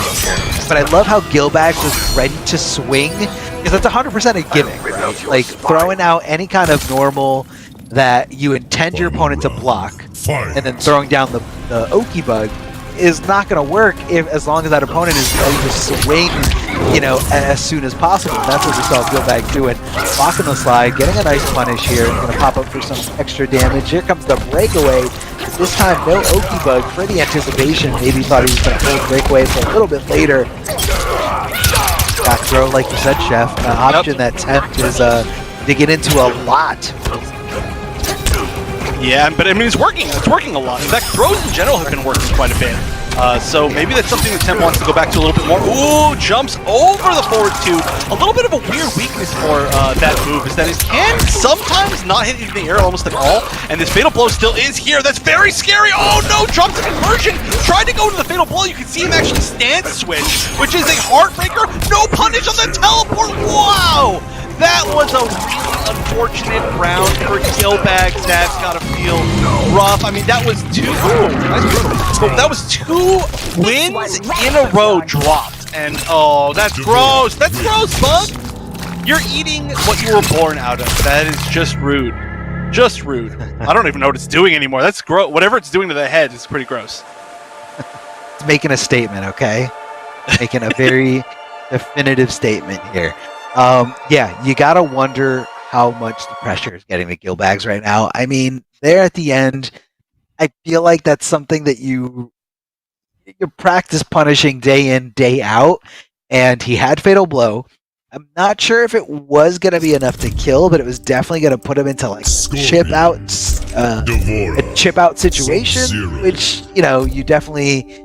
You can play it however you want to play it. You know, whether you're going to think that Devora is going to go in for that crazy teleport, or if she's going to play it a little bit more passively, you can throw out projectiles, or maybe a crazy slide from your end. But he dropped the punish. He dropped the punish clear as day. Ice Ball was blocked, and Temp was ready to capitalize off of that mistake. That was 100% Gilbags' game to win, and he dropped the opportunity. Huge missed opportunity here, and a lot is on the line here, so you gotta wonder, are the nerves like knocking on the door of Gilbags, of his defense, of his stature, his ability, his stability to keep going through this gauntlet. This is insane, man. Like, people really underestimate like what goes on through people's minds right now. Gets the air-to-air, seen some weird swinging afterwards. There's no way that string is safe, but is able to hit confirm that Samsung. Not the easiest thing to hit confirm, but Gilbag's ready to just leave the past in the past. Jumping back, anticipating to block the teleport. Give it another shot to go for a punish this time. He's like, this time I'm ready. Yeah, you got to be ready for that at this point, right? And like I said, Gilbag's a lot of experience as a tournament player. Ooh, that's going to be a punish, but okay. Oh, gets the teleport from it! That's got to be Fatal Blow. That's got to be Fatal Blow. Oh no, the drop! Oh no! Oh, that's such a weird one. It looked like it was in range, and it's got a pretty good hitbox, but now that is going to be death. Could have gone for the breakaway, but that would probably guarantee chip anyway. And so now, oh, that's now both players dropping guaranteed wins at this point. And yeah, the pressure has to be on. I mean, both of these players, whoever loses, is guaranteed to not make it to that spot in, well, yeah, actually, maybe there's a chance for Gilbags, but I think there's most likely not a chance for Gilbags. But regardless, they really need to win this. They really need to win this. And yeah, the pressure's on. The pressure's super on. You want to be in control of your own destiny. And again, I feel like we got kind of like the other side of it, where Temp had the opportunity. I don't even think Temp needed to do a jump-in kick. I think it could have just went right into Fatal Blow, and it would have been enough damage. But you know, when you leave these things up to chance, up to execution, that's when things can fall through the cracks. Getting it confirmed into the ice ball, rising ice for lots of damage. Very technical combo here. Not the easiest thing to do in the world. Round one staggers for days. Creeping ice to keep it nice and safe. And Temp just getting read like a book, man. Read like a book here as Gilbags backs up, waiting in full anticipation. Here comes the teleport. Here comes the teleport. I know someone's jumping out of their seat right now. I know someone's not feeling this right now. Gilbags looking to make this comeback in this set. Oh, that's so rough. I mean, now they've both experienced it, right? They've both lost games because of their mistakes. So ideally, you got to think of it that way. But, you know, the person who made the most recent mistake is always going to feel a little bit worse than the person who's like, oh, look, okay, I made my mistake, but I made it all the way back. Now, a huge question here, is Temp going to stick with the Devora, or are we going to see another switch? Temp does have 1.5 million characters, and it looks like it might be the Jackie. I personally think the Devora has been working extremely well, so I almost would have liked to see the stick with the Devora, because, you know, that could have been the game, actually. That last one, minus that drop. However, sometimes you just want to shake off that feeling of like, okay, I messed up, that feels bad, but I'm just not going to think about it, I'm just going to go to a different character, you know? And this is going to be, of course, the locking in, is this is going to be the final game. If this is, so yeah, guaranteed, if this is a loss for Temp, Temp no longer has a chance to qualify, nor does Subby have a chance to qualify for the top 8 regional finals. But if Gilbag loses here, basically he needs a lot of other people to lose all in a row, otherwise he essentially is guaranteed to not be able to make it. And I think there still might be a chance they just can't. But right now, Temp starting up strong. He did a pretty quick breakaway, but another opening. Now there's no defensive bar in the corner. Oh, a big drop. That could have been maybe the kill. No, not the kill. I was looking at the wrong health. But this will be the kill for sure, as Temp is now going to be on max points. Oh, damn. I love the just trying to keep the combo as simple as possible. Side switch in mind here, try to push it farther back. Big jumping punch, the big reach from Jackie. She just kind of extends that arm as far as possible. Gilbag's trying to get some kind of frame advantage with those down 4 pokes, but Temp staying really patient, jumping in right at the perfect time, backing off, and look at the spacing, look at the footsies here from this player. Jackie going in with those incredible mids. Here comes the that's it! For sure, yeah, there was no way, there's easily going to be a punish, easily going to be unbreakable, and wow, that switch to Jackie made it look like it should have been Jackie the entire time. That was super one-sided, but I mean, that was a very important round. Like I said, maybe the most important game of the entire bracket in a way. And so that is going to mean that now Gilbags is out, guaranteed to get 710 points overall. But 710 points as it stands is the 8th place. It is the final place. And like looking forward, so let's see, Temp now guaranteed at least 4th. So one of these players that's in the top 4 has a very good chance to be able to push him out. And that's a really scary spot. But that means also that Subby, who is probably, I'd assume, going to be our next match, or maybe going to be in the next 2 matches, actually, if we go to lose Force next, is now still has a chance to make it, still needs to win this entire tournament, but is sitting in the winners bracket, winners finals. So that is a very, very high possibility.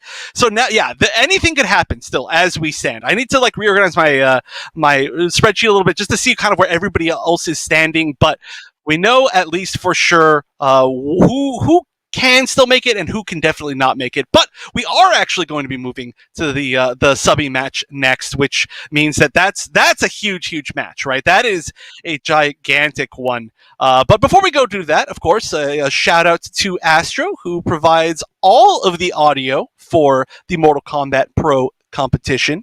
It's been a pleasure being able to use this equipment for the duration of this season. So a huge thank you to them, the official audio partner, of course. And you can go to astrogaming.com to see everything that they've got. It's what I've been yelling into this entire time. So if you're trying to commentate some tournaments too, you can yell into your own Astro headset. But yeah, so we've got a very big match coming up, like I said, in the winners finals, and that's just, it's huge, right? It's I mean, Subby needs to win this, but then if Lion wins this, then I think that pushes out Gilbags. I don't know. Hold on, back to the spreadsheet. Yeah, back to the spreadsheet. I'm looking at it as well too. So right now, Gilbags, we do have guaranteed 700. It's official, 710 points. He does come out of the tournament in 5th place. Now, let's say Lionheart jumps up. He could push Gilbags look out. at the points. Look at the points. If Lion wins this match and just gets second, it's a tie between Gilbags and Lion. It's a tie, and it would have to go to a tiebreaker. Man. That's wild. That's wild. Okay, so that's a huge deal. Obviously, being tied there. If Subby manages to win, then Subby moves forward, but we know that Subby has to win for sure. That's like a guarantee, because if Subby wins the entire tournament, she does end up at 720 points, which will just push out Gilbags by 10 points, which is pretty wild. But here we go. We are going to see the Hannah's Wrath and the Rising Tomahawk just like before, and basically both of them using their variations that are kind of their core variations. But here we go. Who would expect, in one of the most important deciding tournaments of this season, we are going to see the winners finals be between Nightwolf and Scarlet. I definitely didn't see that coming. Very obscure characters here. Characters we don't really see too often. Up the boiling point there at the end. Getting a little bit more damage there thanks to that Amplify. And I love the setup afterwards. Throwing out some projectiles to kind of pose some obstacles in front of Nightwolf so he can't just freely move around. I feel like this is a matchup where Scarlet can kind of be Scarlet as long as you keep mindful of that shoulder charge. You gotta keep him away, and if that shoulder charge does come your way, obviously block it and full combo punish Nightwolf, swing it back, getting that down 1 frame advantage on hit, and get that throw. Here comes the arrow, the high mids, never falling right into the bubble. I don't like it. I feel like he's getting a little too antsy. You gotta tone it down here if you're trying to make this comeback. And Subby looking great, getting the overhead, down 1, guaranteeing the jail afterwards. I think the only thing Lioncox probably could have done there is maybe flawless block that high, but that is definitely a tall order in such a clutch situation. Yeah, this is so, like you were saying, this is a matchup where Scarlet really gets to be Scarlet. That's the one big tool, is actually the Reflect that we just saw for the first time, I was about to mention. But Scarlets are so used to being able to not play the Scarlet game that it's like almost the norm, that you don't get to play to her full strength. So it's really weird to actually get a match where you can play to her full strength. Very few characters lit her zone as much as she wants to. And I mean, the Reflect is just the Reflect. It really isn't going to get you a whole lot. So really, this is one of those matchups. And honestly, sometimes the Scarlet players aren't ready to be able to take full advantage of everything that they can do because they're so used to playing from the back foot, which is kind of a sad thing to say. But clearly right now, Subby looking very comfortable. He's going to need to fight out of this corner. Maybe just find the kill from the corner, but ooh, a really good dash forward grab. There's going to be a lot of Oki. Blocks the overhead. Good block of the overhead. So good, but unfortunately getting opened up there, and that's going to be enough damage. This Fatal Blow does do a ton of damage here, especially this last little lightning bolt. No, he's alive. No. Yeah. It's the lightning bolt does a little bit of damage at the start, and you're like, oh, it didn't kill, and then it does some more at the end when it like explodes. But yeah, that was for sure gonna It's like they designed the damage distribution of the Fatal Blows in this game just to mess with the commentators' heads, you know? It's like, oh, there's like one more little hit in there, there's no way it's gonna kill. Oh, it killed! That's like what it always is. But okay, but it's always like, it's always... yeah, no, definitely a good turnaround here. And a huge, shift of momentum in favor of Minecraft with perfect teleport here from Subby, getting a little bit of a combo at the end. Not a huge damaging, punish, but is able to get a little bit more control of the situation. Flawless blocking to reduce as much chip damage as possible, but that eagle being thrown out there, very tough to avoid. While she's going, she cannot use it meter at all. But, she's got a lot of variety of tools. She doesn't really need meter for a lot of them. Ooh, this is scary, though. Oh, this is really scary. So any conversion now into Fatal Blow is going to be it. Oh, gets forward. Didn't get the whip punish. Really needed that whip punish. I don't know exactly what the best option would have been. That was a huge risk to go for that shoulder, but it did, in the end, pay off just by getting the whiff. And, I mean, Subby was controlling that game the entire time. And then just a huge turnaround, I think, from getting that conversion into the Fatal Blow for the kill. And then it just looked like Lion was ready. So he's going to be taking the first game. But again, I do think that if Subby manages to control the pace of the matchup and the space of the matchup, it's going to be pretty tough for Nightwolf to get in. Yeah, you see Nightwolf relying a lot on, and not to say that this is the wrong way to do it. Like, you definitely need to go for the shoulder. It is very unsafe, but it is a way to kind of make someone, second guess. You're getting past that layer of, Scarlet, or you're getting past that range where Scarlet's just like, I can pretty much do whatever I want. I can throw out the slow bubble, the fast projectile, the ground projectile, or once you get past that, that threat of shoulder charge, that check is what's going to be, second guessing. And right there, Scarlet walking right back away from it, but not ready to swing with a whip punish at all. Well, back-to-back flawless blocks from the down both players. These players are super hungry. These players want it. They want to move on. They want to get those points. They want to qualify for the big jump. But there's Axe. Getting anything though. Yeah, there's a lot of checking with normals here from Subby. There's really, I like that. Yeah, sure, you have to block your own blood ball, but it's a punish. That's why we don't see the reflect that often. You really need to use the reflect from kind of a closer range, and Death Hannah's Wrath was not a particularly good trade. Of course, it's going to stop the meter spend, but so much of that was already wasted. Here we go. Okay, immediately breaks away. Now one more opening, and that could be it. The Fatal Blow combo is there. There's 2 bars. Well, now there's not 2 bars, so that's actually kind of a big deal. But the life is a little bit lower, and the grab's going to be it. Is that a back grab? No, it's a forward grab. So that's go for one of those throw things mix. Yeah, you expect the back grabs. The forward grab's a little bit more guaranteed, and it does knock back really far. Plus, you've got the teleport, so you pronounce that word. Yeah. That off recovers so quickly here. Super duper plus after amplifying those great arrows right in the corner. Nice little anti-air here coming out of Subby. That stand 3. Just so much work here for you. And what a punish. Maybe thinking that, threatening the amplified version of that arrow was going to be enough to not find the punish, but Subby ready at the helm, ready to swing as fast as possible here.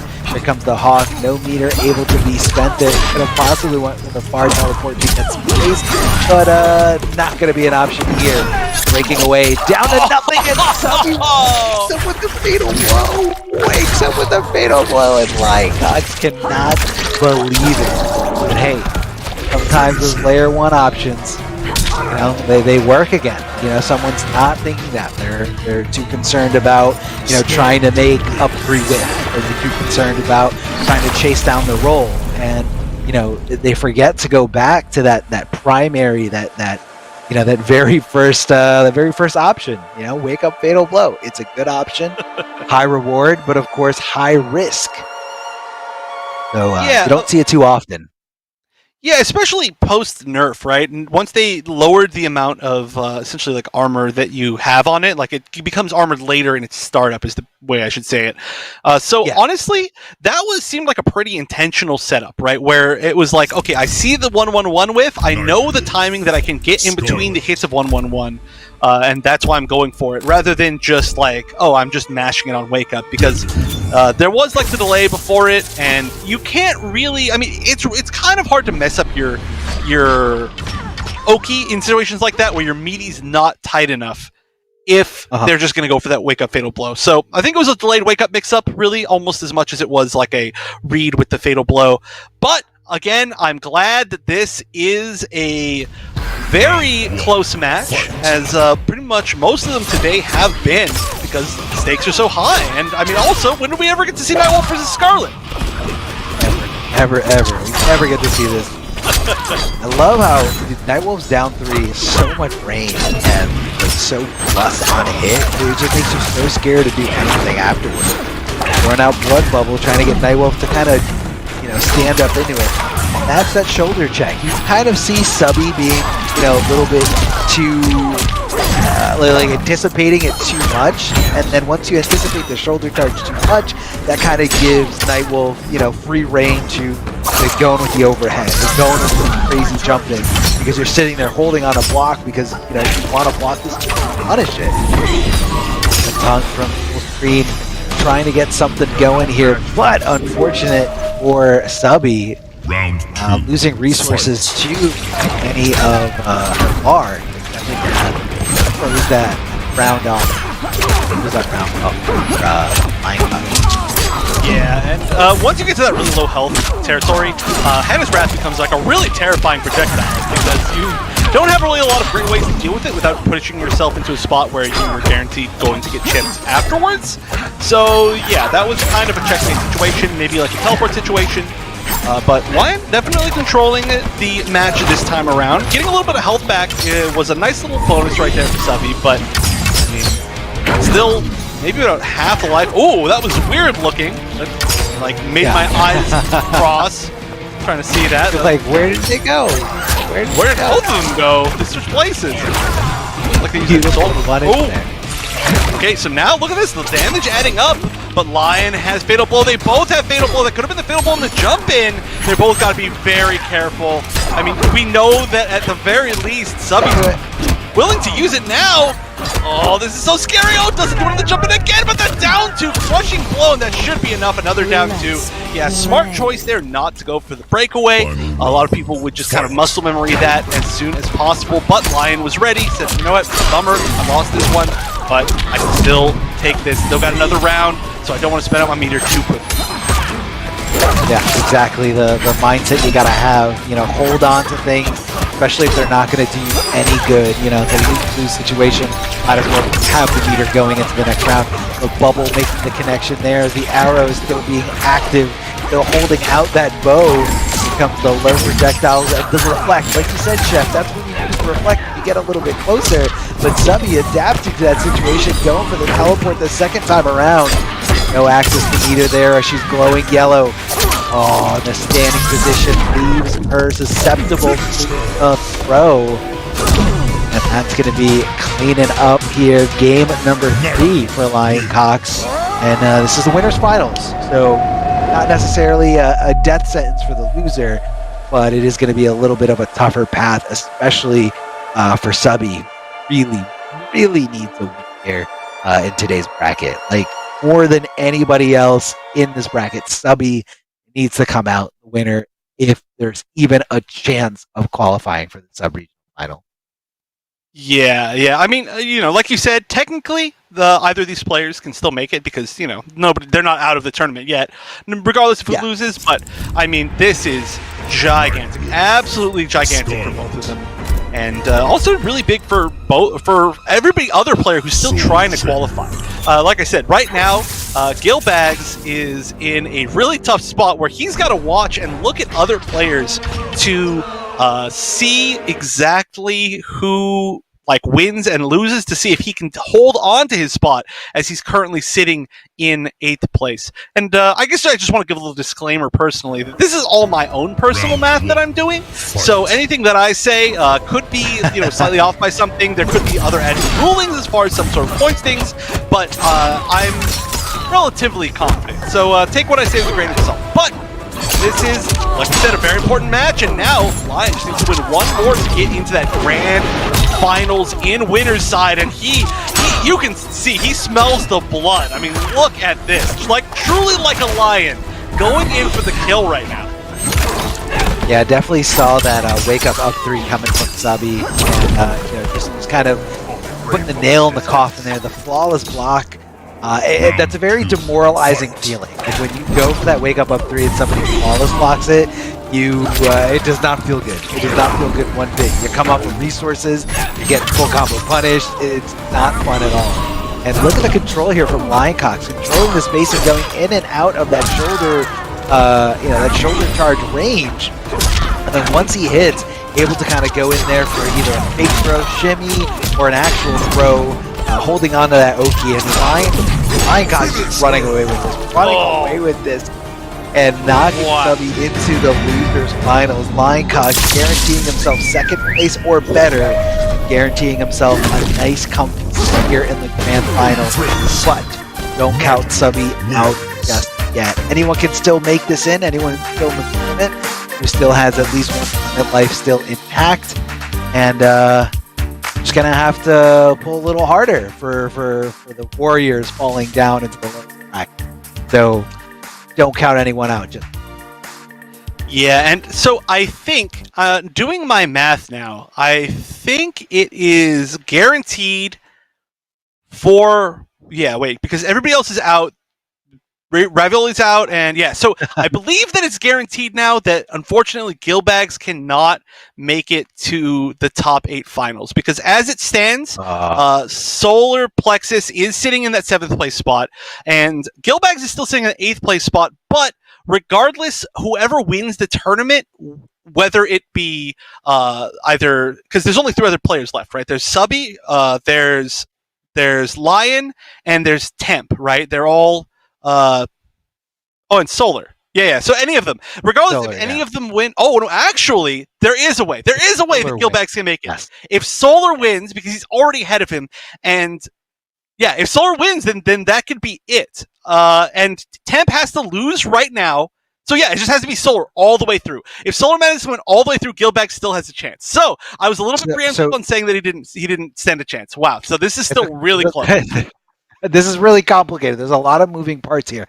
So even if Lioncox gets 2nd place, but see, if Lioncox gets 2nd place, which is guaranteed, that's a tie with Gilbags. They're tied. Yeah. So that's true too. I overlooked that. But so they're tied. Yeah, at the very minimum now, Solar Plexus can cause Gilbags and Lion to tie, and then it'll go to the tiebreaker, and there's no way that either of us can figure out the tiebreaker. We figured out that there's a whole big list of things, it's the seasonal match history between the players. Yeah. There's the tiebreaker match, and then there's round robin matches between them. It's very, very complicated. So regardless, Gilbags is, like I said, is in a very tough spot. But okay, so there's a lot that's coming up. But of course, before we get to that, I want to give another huge shout out to PS4 tournaments, where we couldn't be in this tense situation without them. Of course, the pro competition is being presented by PS4 tournaments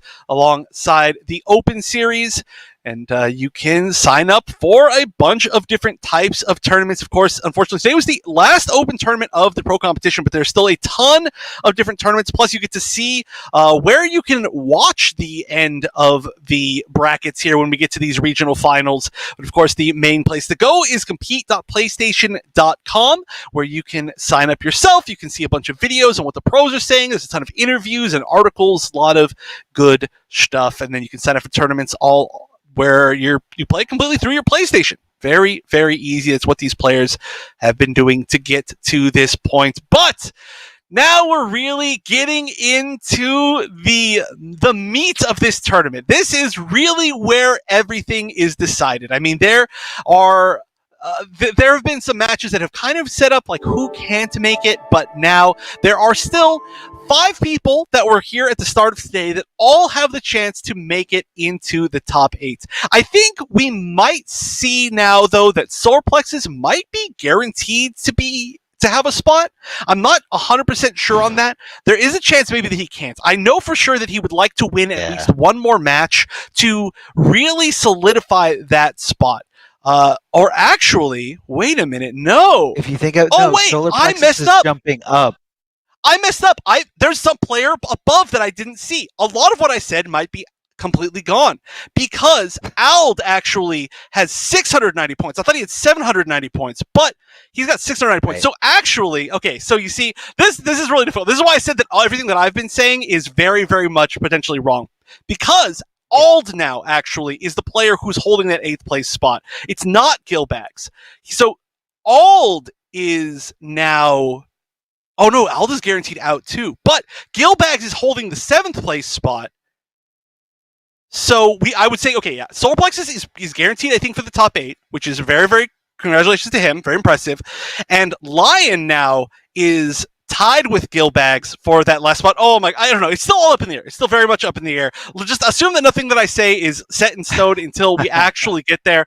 Like Arma said, this is a lot of math, and I set up like a spreadsheet to automatically do it for me, but it's still like there's so many variables as to what could happen and who could get stuff that it's very, very difficult. But what I do know is that this next match is going to be a very important one where we're going to be seeing Solar Plexus and Temp battle it out because they are both, very, very close there in the running. Solar Plexus is, like I said, on the high end of points. I believe he's kind of guaranteed, but I know for sure that if he wins one more, he is guaranteed, no matter what happens with the rest of the tournament. So he really, really wants to win this, but if he does, then, Temp is out of the running.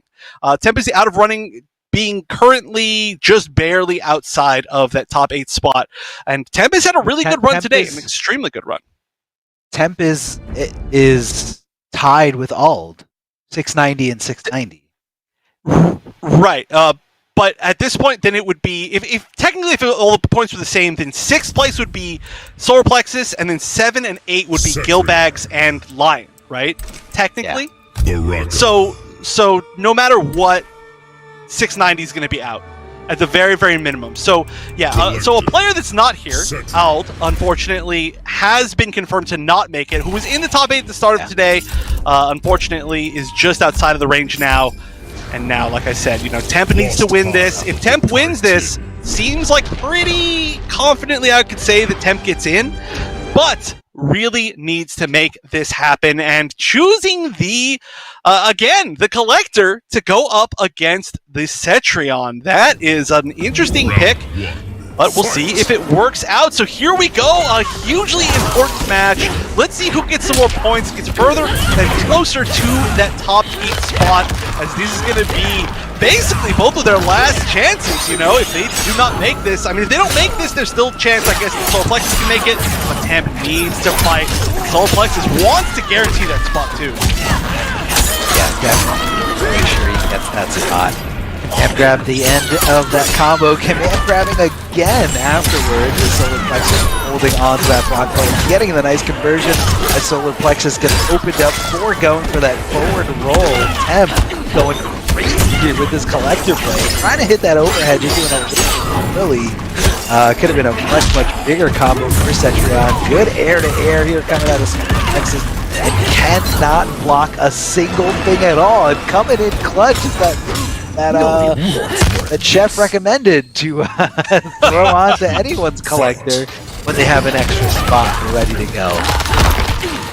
So yeah, it's just one of those moves that it's like, maybe it'll come in handy, It allows you to challenge from a range you probably can't, and it's exactly what it did right there. Even though it's the only time you ever use it. Might as well. But here we go. We're going to convert into the command grab. We're going to give some Oki the strength in the command grab, but goes for an interesting choice, just the standing 4 kind of meaty, but the backdash on wake ups, especially that great backdash from Cetrion is going to blow that option up. go full combo and goes for the reset. But that's a huge amount of damage. But overall, I mean, again, the reset didn't really add all that much damage to that situation. However, Solar Plexus now has Fatal Blow. Oh no, gets hit by the straight mace, and this is really scary. One more conversion to Fatal Blow could be it. Oh, I like that. Tried to bait out the jump, but weird. The forward 3 chakra follow-ups is going to be what it is, and a little bit of rudeness right here. Gonna do the fatality from the back. Turned around somehow for the last bit of strength, but this is gross. Gonna steal some parts. No, this is the one with the eyes again. Yep, like you said, loving the eyes. Fatality. Love the eyes, never soft eyes. Wins. Is that allowed on here on this broadcast? I don't know. If you're Not saying that for the a eyes are moment. just they're always like rigid eyes. They're not soft eyes. You know, they're never soft eyes. And they're never soft eyes, very, very rigid. Yeah, just like you said. Not to throw more wrenches into our, scramble for Oh god. points. But something we might have not considered is that all did receive points this week because all did enter. Oh. But I think it was either 10 points or 5, depending on what all placed. Okay. Collector. Well, It then might have been 5 points, and that I don't think that's going to be enough to put him in running. yeah, 10 points either won't be enough. You would have needed a minimum of 20 points. And Definitely didn't get it. okay, if he didn't get 20 points, then yeah, I think that does keep us at about the same thing. And I don't know if there's anybody else who really their points could have mattered at this point. Maybe if we get into like seeding questions later, but it doesn't seem like it's really going to come to that all that much. And if it does, it's not going to matter at all. But here we go, back into the game, where at least I understand what's happening in the game most of the time, as opposed to what's happening in all of these points interactions. We need like a dedicated statistician. Yeah. Yeah, unfortunately, we're FGC here. we're working with what we got. Okay, guys. Can't even do basic. Ooh. There's a down 2 there, kind of ducked under the throw attempt. But I kind of saw that input error with the bag happening again. And this is coming from a completely different player. Yeah, The teleport being thrown right after at the end of the bag. I mean, I'm sorry, the bag being thrown after the teleport. Yeah, after the teleport. Yeah.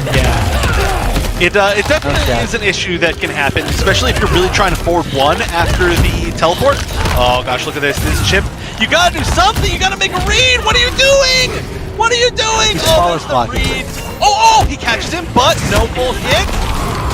Oh, the 2-1-3 is gonna connect. I'm not sure if that was a chip kill because there was no meter left, or if that was like a guess that it was going to be the low ground pound or something like that. But overall, that was a lot of patience, maybe a little bit too much patience. Still did manage to get the right opportunity, just I guess it wasn't able to cash out on it as much as possible. Here we go, we're going to see another reset in the corner. We are, it's going to be another command grab. This is, that almost seems like an unnecessary reset because it had the opportunity to give Citron the right read in that situation, and he was already at such a heavy life lead, like it felt like maybe you just cash out. But you know what?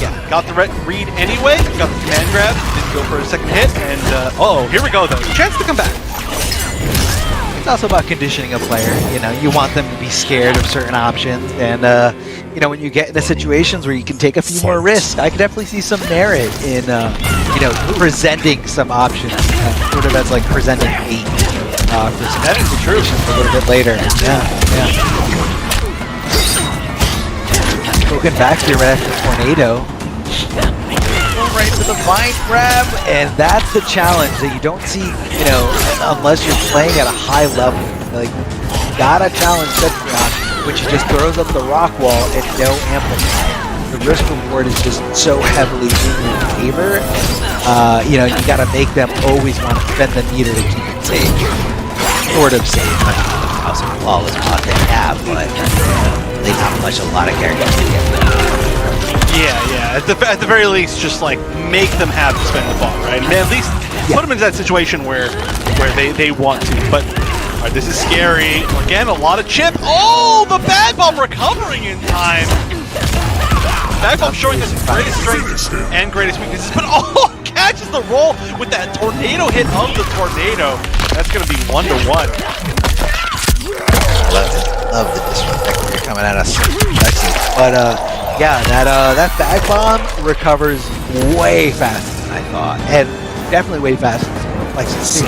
A lot of Cetrion players like using that fatal blow as a means or as a way to close out those games. You get them down to 32, 33%, and you just sit and wait for them to do something, whether it's like a projectile or string that they have to commit to, or sometimes even depending on their air options, like if you're going up against Cabal or Jade, if they jump in the air, they're most likely going to throw a projectile to keep themselves in the air, and that fatal blow does auto track, it does connect, and it does hit for more than 30%. A lot of Cetrions like holding on to that for that little nail in the coffin, that last little nail in the coffin.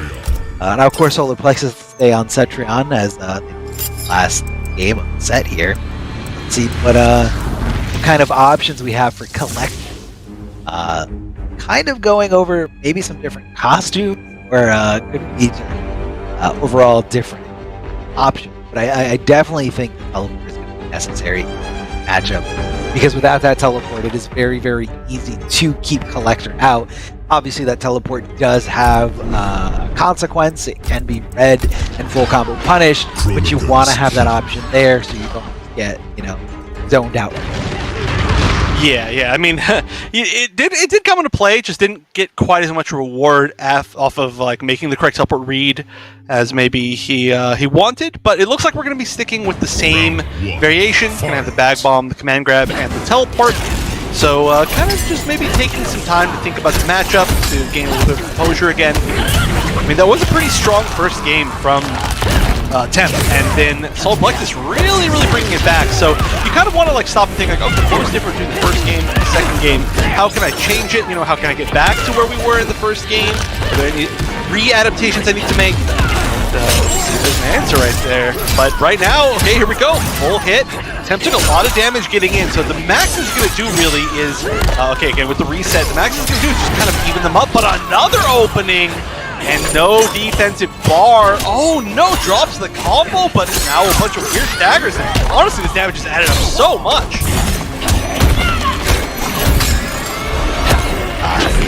A lot of one-sidedness here, but hold on, Cetrion is making this comeback here, throwing that back throw, trying to throw up some balls, trying to throw up any kind of obstacles to keep the Collector out, as she's just kind of down to nothing here. Collector doesn't find that last thing. And Temp really not under any kind of pressure. Yeah, well, I mean, I guess now under pressure in a very different way, but that last game definitely looked like Temp had control. However, now that it's getting kind of more of a close game, it looks like Solar Plexus has a little bit more comfort. I mean, there is certainly like a range where the neutral options of kind of both these characters win out against each other. Like, there's never going to be like, oh yeah, this person just wins at this range and out fully. Because Collector's such a weird character, he's in kind of these sweet spots. Take advantage of those, you get rounds like this! A Fatal Blow is available, so just needs one more conversion, but this is close to death! Oh, the wake of Fatal Blow! Maybe, I mean, it was a big risk, he wouldn't have quite been in, but it would have put Chip in territory. Are we going to see another fatality? I hope it's in the other one this time. I hope it's the one where, yeah, it is. Where he steals all of the pieces, puts them in his pack, goes to sell them on the black market. I wonder how much a Cetrion liver goes for. And certainly a Cetrion head. That's got to be worth the most, right? Yeah, it unlocks the that little thing in the crypt for you. Definitely gonna need that. Definitely gonna need another. Imagine if you either have to do the 50 fatalities or just do that one fatality with Collector and you automatically get the head. At the end where it says the stuff that you get, you just get the That would be pretty great. Oh man, I remember having to fight out for all of those. Oh, that's a thing of the past for me now. I did it, but that was certainly a run. I always felt a little bad fataling people in Combat League just to Satria. get the heads, and I'm like, Collective. sorry, I'm not trying to be a mean guy. I'm not trying to be disrespectful, but I definitely have, this Raiden head because nobody plays the Sea of character, or not blood. enough people play the character. You gotta fatal every opportunity you can. Yep. Fatal all the All people right. playing the low tiers, but yep, going back Right. in. Right now, the low tiers kind of doing well, and I mean, again, we did see some nerfs coming in for Cetrion in this last patch, Round 1. and maybe that's coming into play today. I'm not really sure exactly how the Cetrion is feeling about the nerfs. Obviously, as far as utility, not huge, just damage overall. You do a little bit less damage by chipping, and you take a little bit more damage by just the nature of having already taken 50 damage at the start of the game, essentially. So overall, I'm sure the playstyle is the same, but when it comes to a character too that does a lot of damage, like the reset actually worked this time. But I was going to say like Collector, and we're going to see a great example of that right now. Gonna cash out. Look at that. That was one hit into a reset, and now Cetrion almost dead. This is looking rough. And again, Solar Plexus, needs to win this to guarantee the spot. It might be that he can get it anyway. I think there's a pretty good chance, but yeah, you do not want to go out like this. But this Collector looking scary. Oh yeah, super scary. It's the resets. Oh, it's the call out and the teleports. It's the execution. Like right now, everything is working for Temp. Really not dropping that hard down 2 combo or the combo with the down 2 in the middle of it. Because if you do it too early, you don't get the down poke for the pickup, and it just kind of throws all the momentum out the window right away.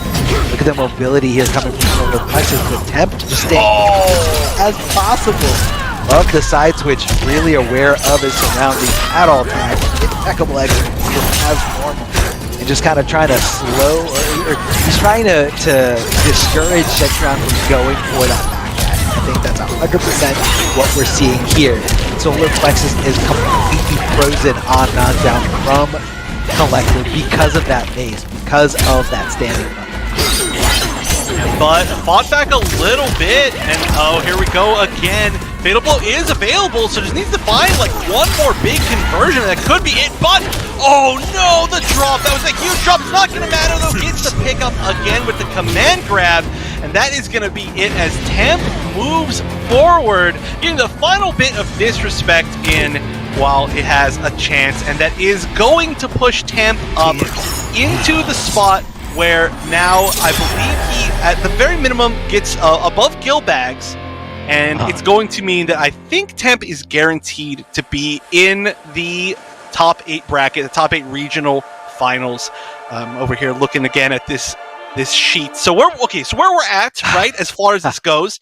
So we've got 3 players left in the tournament, right? We've got Lion, we've got Subby, and we've got Temp. So just kind of like looking at this as like a reorganization. We've got 5th place, so 1st to 5th, it's all players that are not in this tournament. Now 6th place is still currently Temp, or no, it's not Temp. It's currently Solar Plexus. So Solar Plexus is holding on tight. I think Solar Plexus is probably good. 7th place now is going to be at a minimum, it will be Temp with 720, and then 8th place is at the minimum a tie between Lion and Gillbags. Yeah, it's a tie between Lion and Gillbags. But if Lion wins the whole tournament, then Lion pulls ahead. If Subby wins the whole tournament, Subby can still do it. I think maximum. Subby.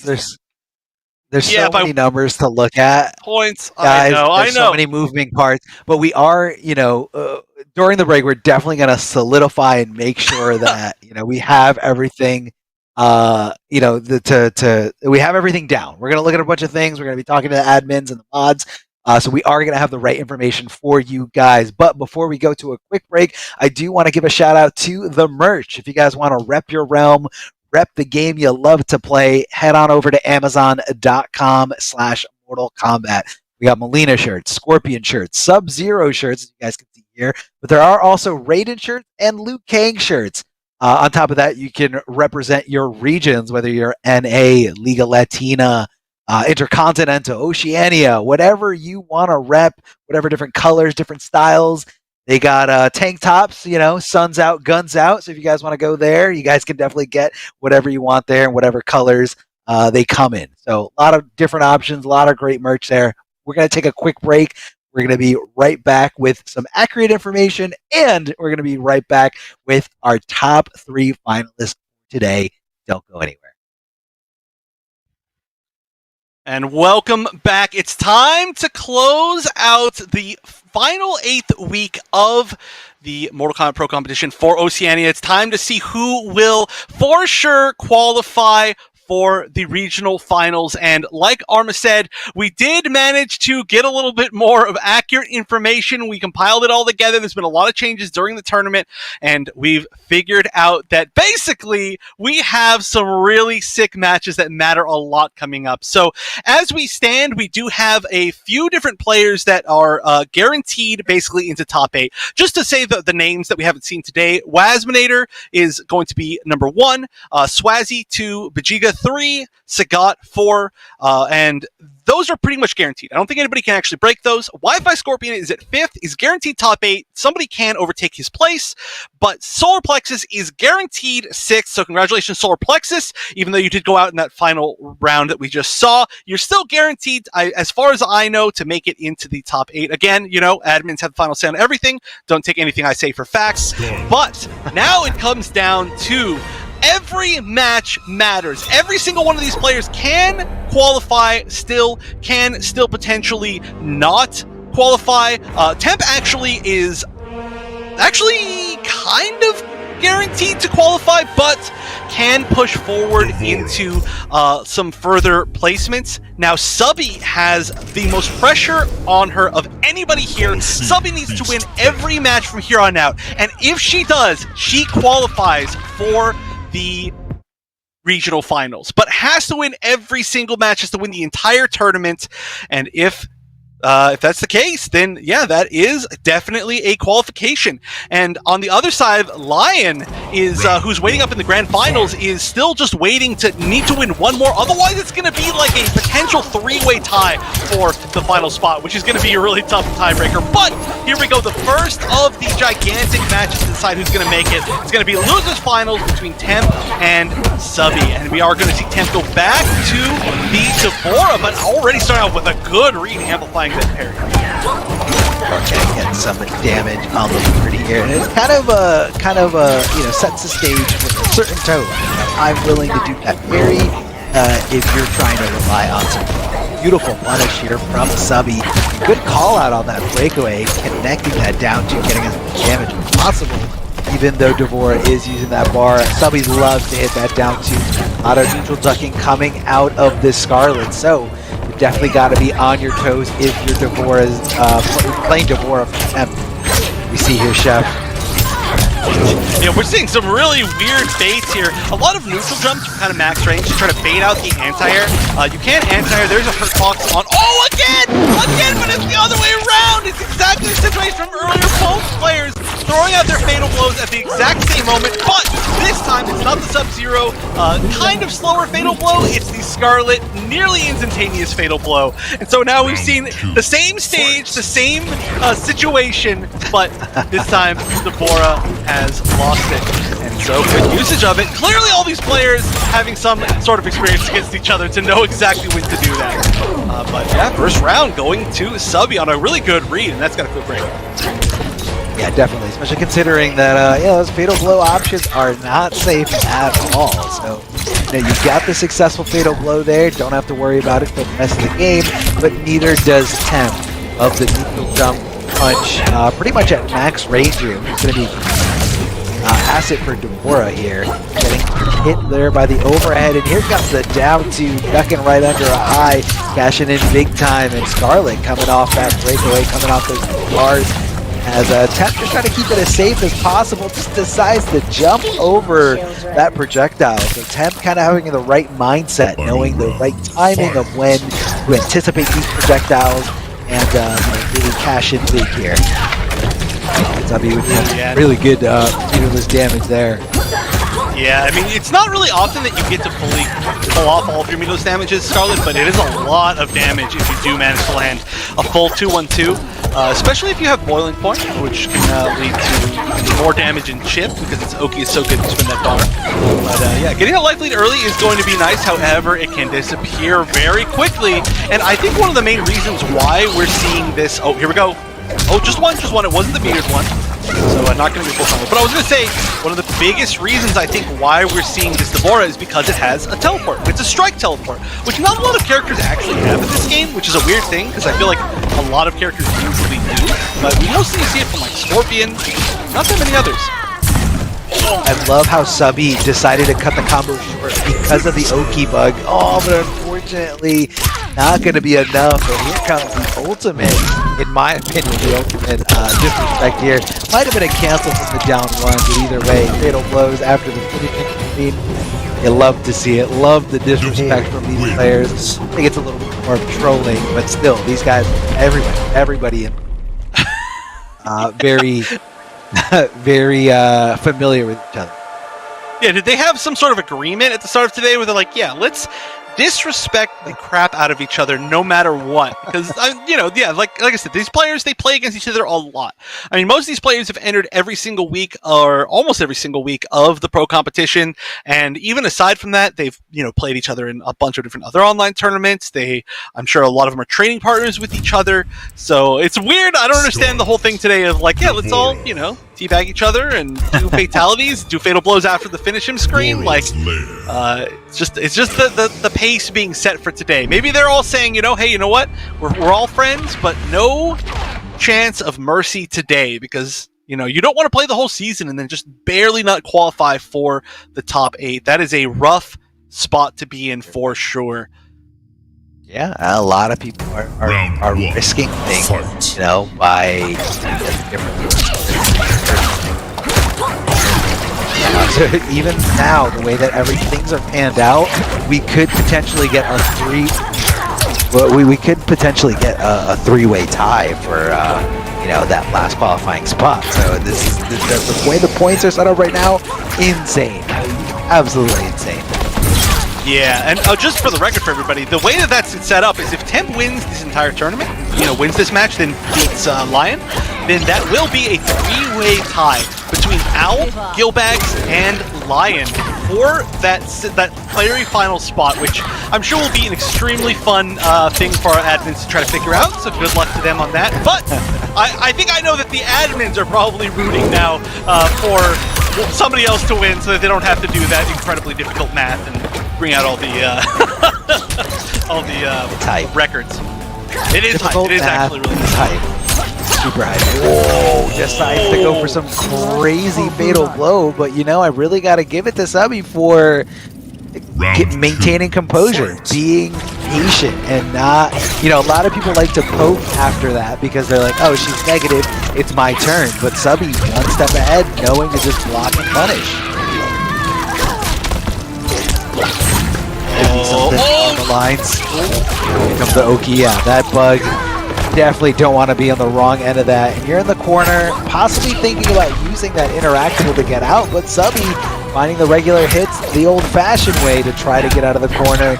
But Temp pushing her closer and closer up against the ropes, up against the wall. Beats out that teleport, doesn't decide to, decides to look for that breakaway there instead of going for the full combo. So, you always got to mix it up. What? She just hopped over her? She just hopped over her? I think that's big time with this fatal blow. Yeah, super dead. You are super dead. You got at least 2 more hits here. Giant spear going right through your throat. I mean, the hop over to the other side. And look at that. That, even there at the end of that windscreen, Subby showing, I'm not trying to give up any what's the word that I'm looking for? Any mind or any any thoughts on trolling or trying to be, a little not funny here. Not going to expend any energy. Not going to. There you go. Yeah, I get what you're saying. Mental energy. Sure. Mental energy. Yeah. I'm not going to spend any mental energy on business. I mean, that can honestly be a mistake, Like, honestly, giving your opponent the time during a fatality is kind of a lot. Like, if it's a really good player, you know, they might be able to take that little bit of extra time and say, okay, well, okay, whatever, I'm getting fatality, I'm going to look away from the screen, I've seen this a million times. All right, so what did I do wrong in that last matchup? What's, you know, I got a little bit run over. What mistakes did I make? What do I have to be ready for next time? Okay, I'm ready for this, you know?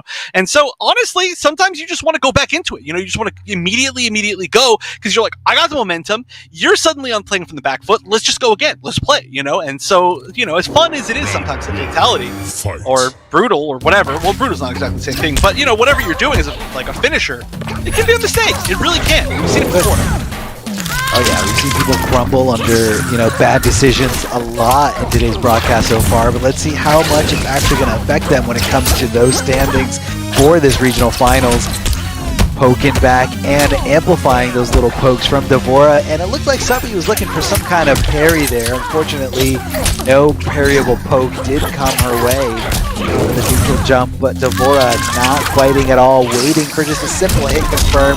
Subby on the bad side, the bad corner here, not really going to have much in terms of, you know, spacing, but does have access to that change machine, but doesn't.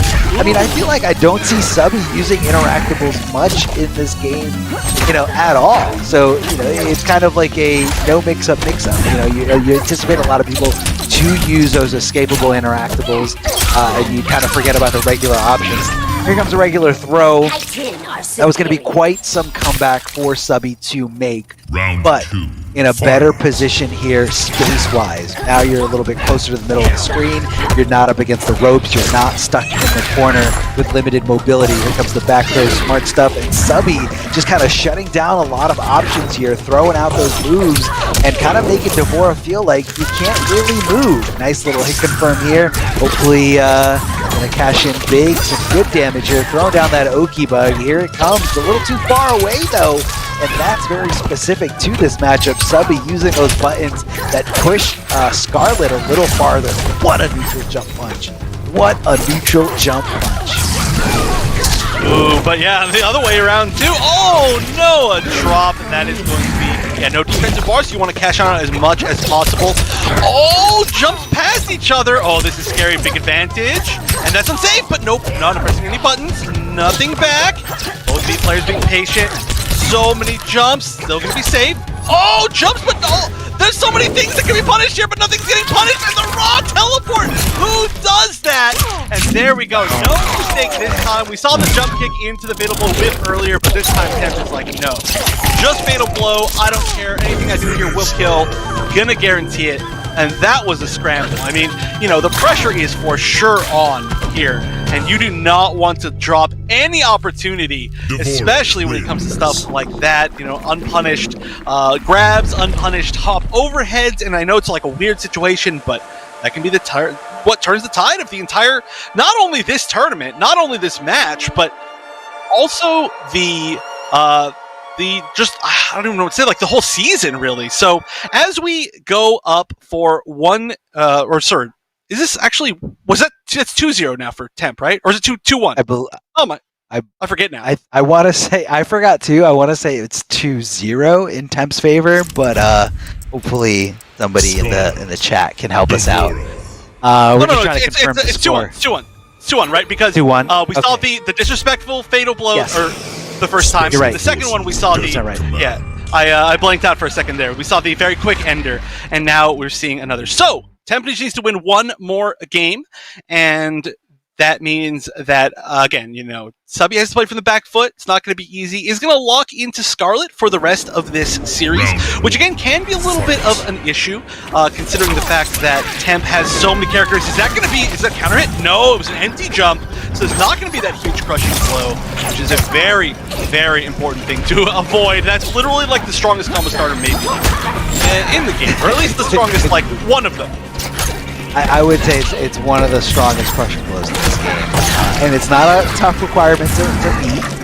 And it makes you just not want to jump in on Devora. I mean, so much damage, you get a free jump in. And then from there, you can, you know, it's pretty much party time. You can kind of force out that breakaway and throw down that Oki bug. It's so good. It is so good. But either way, backing off here, Subby put herself quite a bad spot here in the corner, especially after the pick confirmed. A lot of bad things going to be happening here. Is she going to break away? She does there at the end. But it looks like Temp wasn't ready for it with the Oki bug, dropping it down for some good setup. Instead, just kind of going back to the neutral, back to neutral jump punching. In that perfect max range there from Devora. Stand 3 from Scarlet, giving her a little bit of breathing room. Does find the way, find the room, the time to teleport out of there. But unfortunately, when you're down to that little health, all it takes is one little poke. So, not too many great opportunities outside of, some super duper clutch, flawless blocks when you're throwing out super offense like that. Yeah, and I mean, did manage to get out of the corner, which is, like you said, a really big deal. As we can see, the Scarlet corner pressure can be a little bit scary, but it's these neutral jumps that have worked so well for Temp. I mean, it's just been almost the majority of the mileage. Drops decides to combo, but oh, here we go!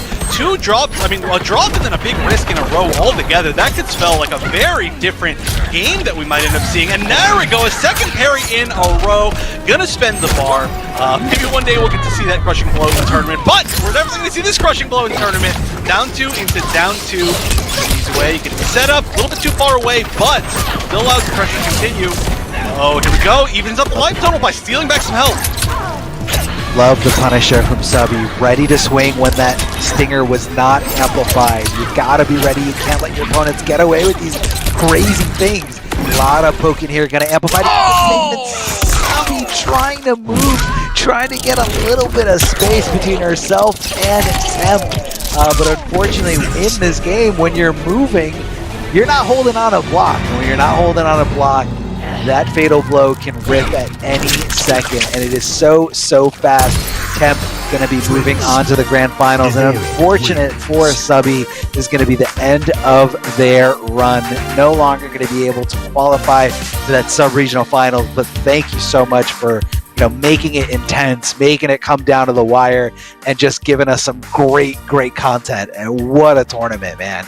But we still have grand finals, so like we said before, a lot is riding here. Temp is looking for that final spot. The difference between first place and second place is significant, huge in terms of points. Yeah. And like Chef alluded to before, you don't want to come into this sub-regional finals seated at 8th place, because that means first round you're going to be going up against the most dominant player of this region, which is Wazinator. You don't want to be there.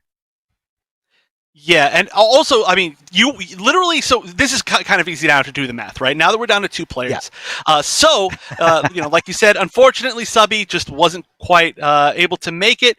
I mean, of course, so much of that came down to the fact that Temp was able to, I mean, again, that's a rematch actually from the first game of the entire day, where Subby barely outwon that matchup against Temp, but Temp bring it back, having confidence in that Devora. But overall now, we've got so Subby can't make it. Lion is currently tied for 8th with 2 other people, 3-way tie.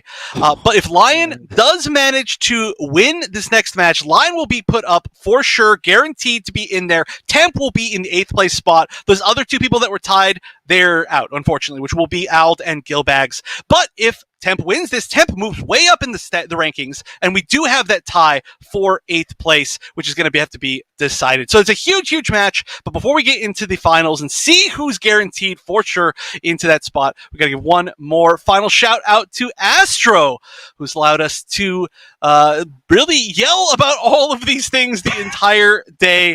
A lot of math going through these microphones right here today. A lot of it incorrect math, but regardless, still math. So huge thank you to Astro, of course, the official audio partner of the MK11 Pro competition. And you can go to astrogaming.com to get yourself some sweet gear. And I'm ready to yell even more into these microphones, I think, considering how much matters in this very final match. And, neither of these players wants to, go down here. You don't want to be in that 8th place spot and have to take on Waz in the very first game of the regional finals, nor do you want to, obviously, be in this 8th-way tie where you have to, I don't know, it's just going to come down to tiebreakers. And I mean, when Ald and Gilbags, they're extremely successful, so I feel like that's going to be a hard tiebreaker to win. And again, it's not a match, there's a lot of different factors that go into it. Even more difficult math, which I'm going to leave to people smarter than me, or at least to people who have calculators. Look, man, we got Excel, or fake Excel. We're good. So the way that things are sitting right now, with Temp, let's say theoretically Temp just gets second place. Temp is going to be finishing with 750 points. That is going to still pretty much have them in that 7th place spot, but it's just. But then you also have Lioncox who's going to jump up above, which means Temp is going to get that 8th place spot. So is Temp guaranteed at this point? Temp is guaranteed, yes. Yeah, so if Lion wins this match, he goes to 800, and Temp is in there still, but he's 8th place, right? So realistically, that's what you're kind of fighting against, is Lion, you want to win this so you're not in the 8th place seat, because that is a really big deal, right? I mean, you want to be able to play Waz as late as possible, considering how dominant he's been. But, you know, definitely Lion not guaranteed, but he's in the winner's side, you know? He's got that huge advantage. He's also doing quite well in this first match, which I almost didn't even talk about during the first round, because it happened so fast. It was a very quick one, and who would have thought? Who would have thought that the fates of so many players to get into the finals of this season of the Mortal Kombat Pro competition would be between Collector and Nightclub? What a world we live in. Hey man, it's a crazy, you know. Again, coming down to that final qualifying week. I mean, sometimes people want to play different things. Sometimes you want to, you know, keep your opponent guessing. Maybe, you know, take out those characters that they weren't anticipating or weren't as familiar with. That's the Hawk coming at you. Definitely a super mid, like that arrow that goes over everything. The super high. Look at that mid. The super high, yeah, the fake mid and the real mid. Oh, what? That was, I mean, obviously that would have led to like 500 more damage, but what a funny way to end it. Not funny though if you're Temp, of course. You know, you are fighting from the back foot here, and you really, really need this win. But that was a rough one, you know? You kind of died in a weird way. Nobody likes that. You know, you can, of course, just jab to punish the shoulder no matter what, which is, of course, a full combo for Collector. So you generally shouldn't ever be hit by that crushing blow. If you do, you're like, oh, I was too slow. That sucks. Yeah. And that doesn't feel good. It for sure doesn't feel good, especially when you're already starting off at a disadvantage and you really want this win. A lot riding here on you know, where you're going to end up in terms of seeding, and you know, or if you're even going to qualify. You don't want to.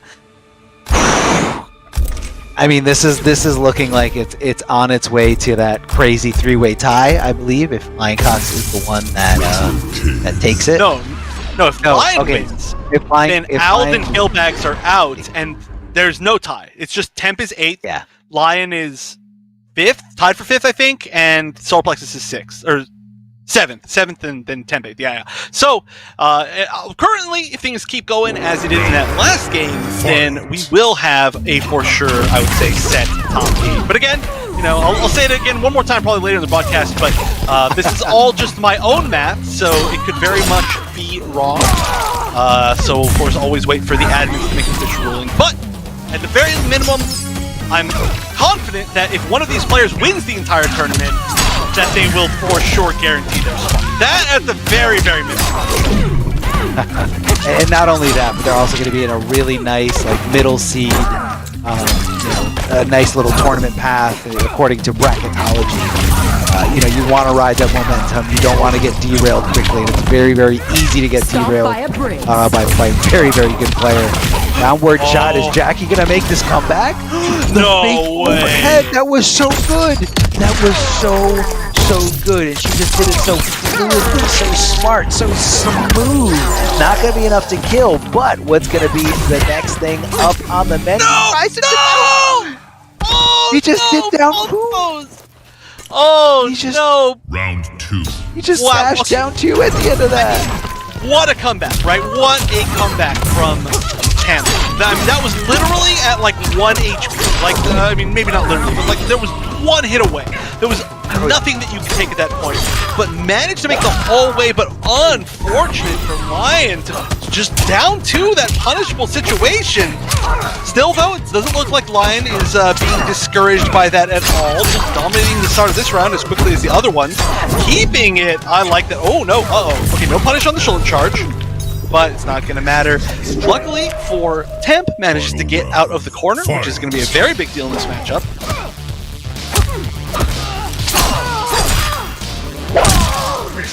Towards him, makes a nice Oki. Love Oki. Breaking away, trying to get out of that combo as soon as possible, but you know, you coming off those resources, no longer have to worry about those wake-up options. Down to get off of me, a down shot. Jackie trying to get some kind of momentum, but it looks like Lion Gods not even giving Temp a chance to breathe. 2-0, pretty decisive outside of that, you know, incredible comeback. Super duper comeback situation. It was definitely less than like 3%, but Lioncox didn't let it affect him. Just kind of stayed the course, stayed composed. Correct on. One game away. It was like the maximum amount of damage you can deal in a set. You know, it was almost like taking 3 full rounds. It's about as close as you can get to it, if that was even possible. But yeah, I mean, this is surprising, honestly. I mean, you know, Lion has done well in these tournaments before, but coming into this, not, you know, like really like on the lower end of where the players in this top 8 were placing in points altogether. And I do know that Lion was a bit of a like later entry, at least as far as like starting to do well in the pro competition season, But, I mean, this is looking like a very dominant game. I really expected, especially, I mean, Temp has done so well in so many different tournaments, has so many different character options. I expected this to be extremely close, like it has been in a lot of the other sets today.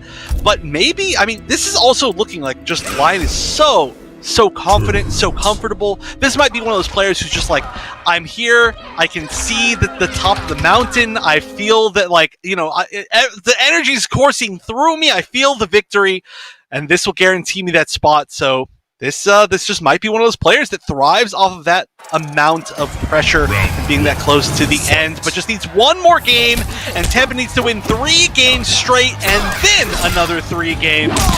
So not going to be an easy path, not starting off that great either.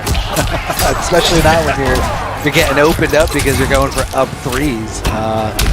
This is definitely Lioncox, like just smelling blood in the water. But honestly, I think a majority of this is Temp running out of gas. Temp got knocked in the losers bracket pretty quickly on today's broadcast and just made, you know, crazy comeback after crazy comeback. And you know, you gotta wonder, how fatigued is he right now? I mean, can he just kind of dive in, get that last little bit of gas at the bottom of the tank, or is Lioncox just going to keep rolling over? And right now, 1 round away, Lioncox hitting that shoulder check. Really nothing Temp can do here. Almost seems like there's nothing Temp can do here, but here's the huge momentum swing. We talked about how this is the best crushing blow in the game. I don't know how people are still downplaying Defora, but they are. Big, no, I was going to say jump in here at the end. Trying to get a little side switch. Down to crushing blow. Huge damage. Decides to get the guarantee down to afterwards, just in case that breakaway does come. Temp being very, very patient here. Of course, you got to take that Hawk. Very, very hard to avoid it. It's a mid. It's very fast. Has no recovery at all. Super fair move. Jump in, punch, but he doesn't commit. Oh no, yeah, you gotta have confidence, especially in a moment like this. Here we go. Oh, a grab. This is gonna be Oki again. This is tournament points and qualifying point for Lion. Goes for the raw down 2. Gets the punish for the down 2. There's defensive bar. There has to be breakaway. No breakaway, but that's gonna be it. It's gonna be the Hannah's Wrath to get the very final hit of the tournament, and the friendship will seal the deal. Of course, this friendship is always all about the bear in the background. He's the one who's doing the real work. Everybody else, sure, you can jump through a hoop, easy. But congratulations then.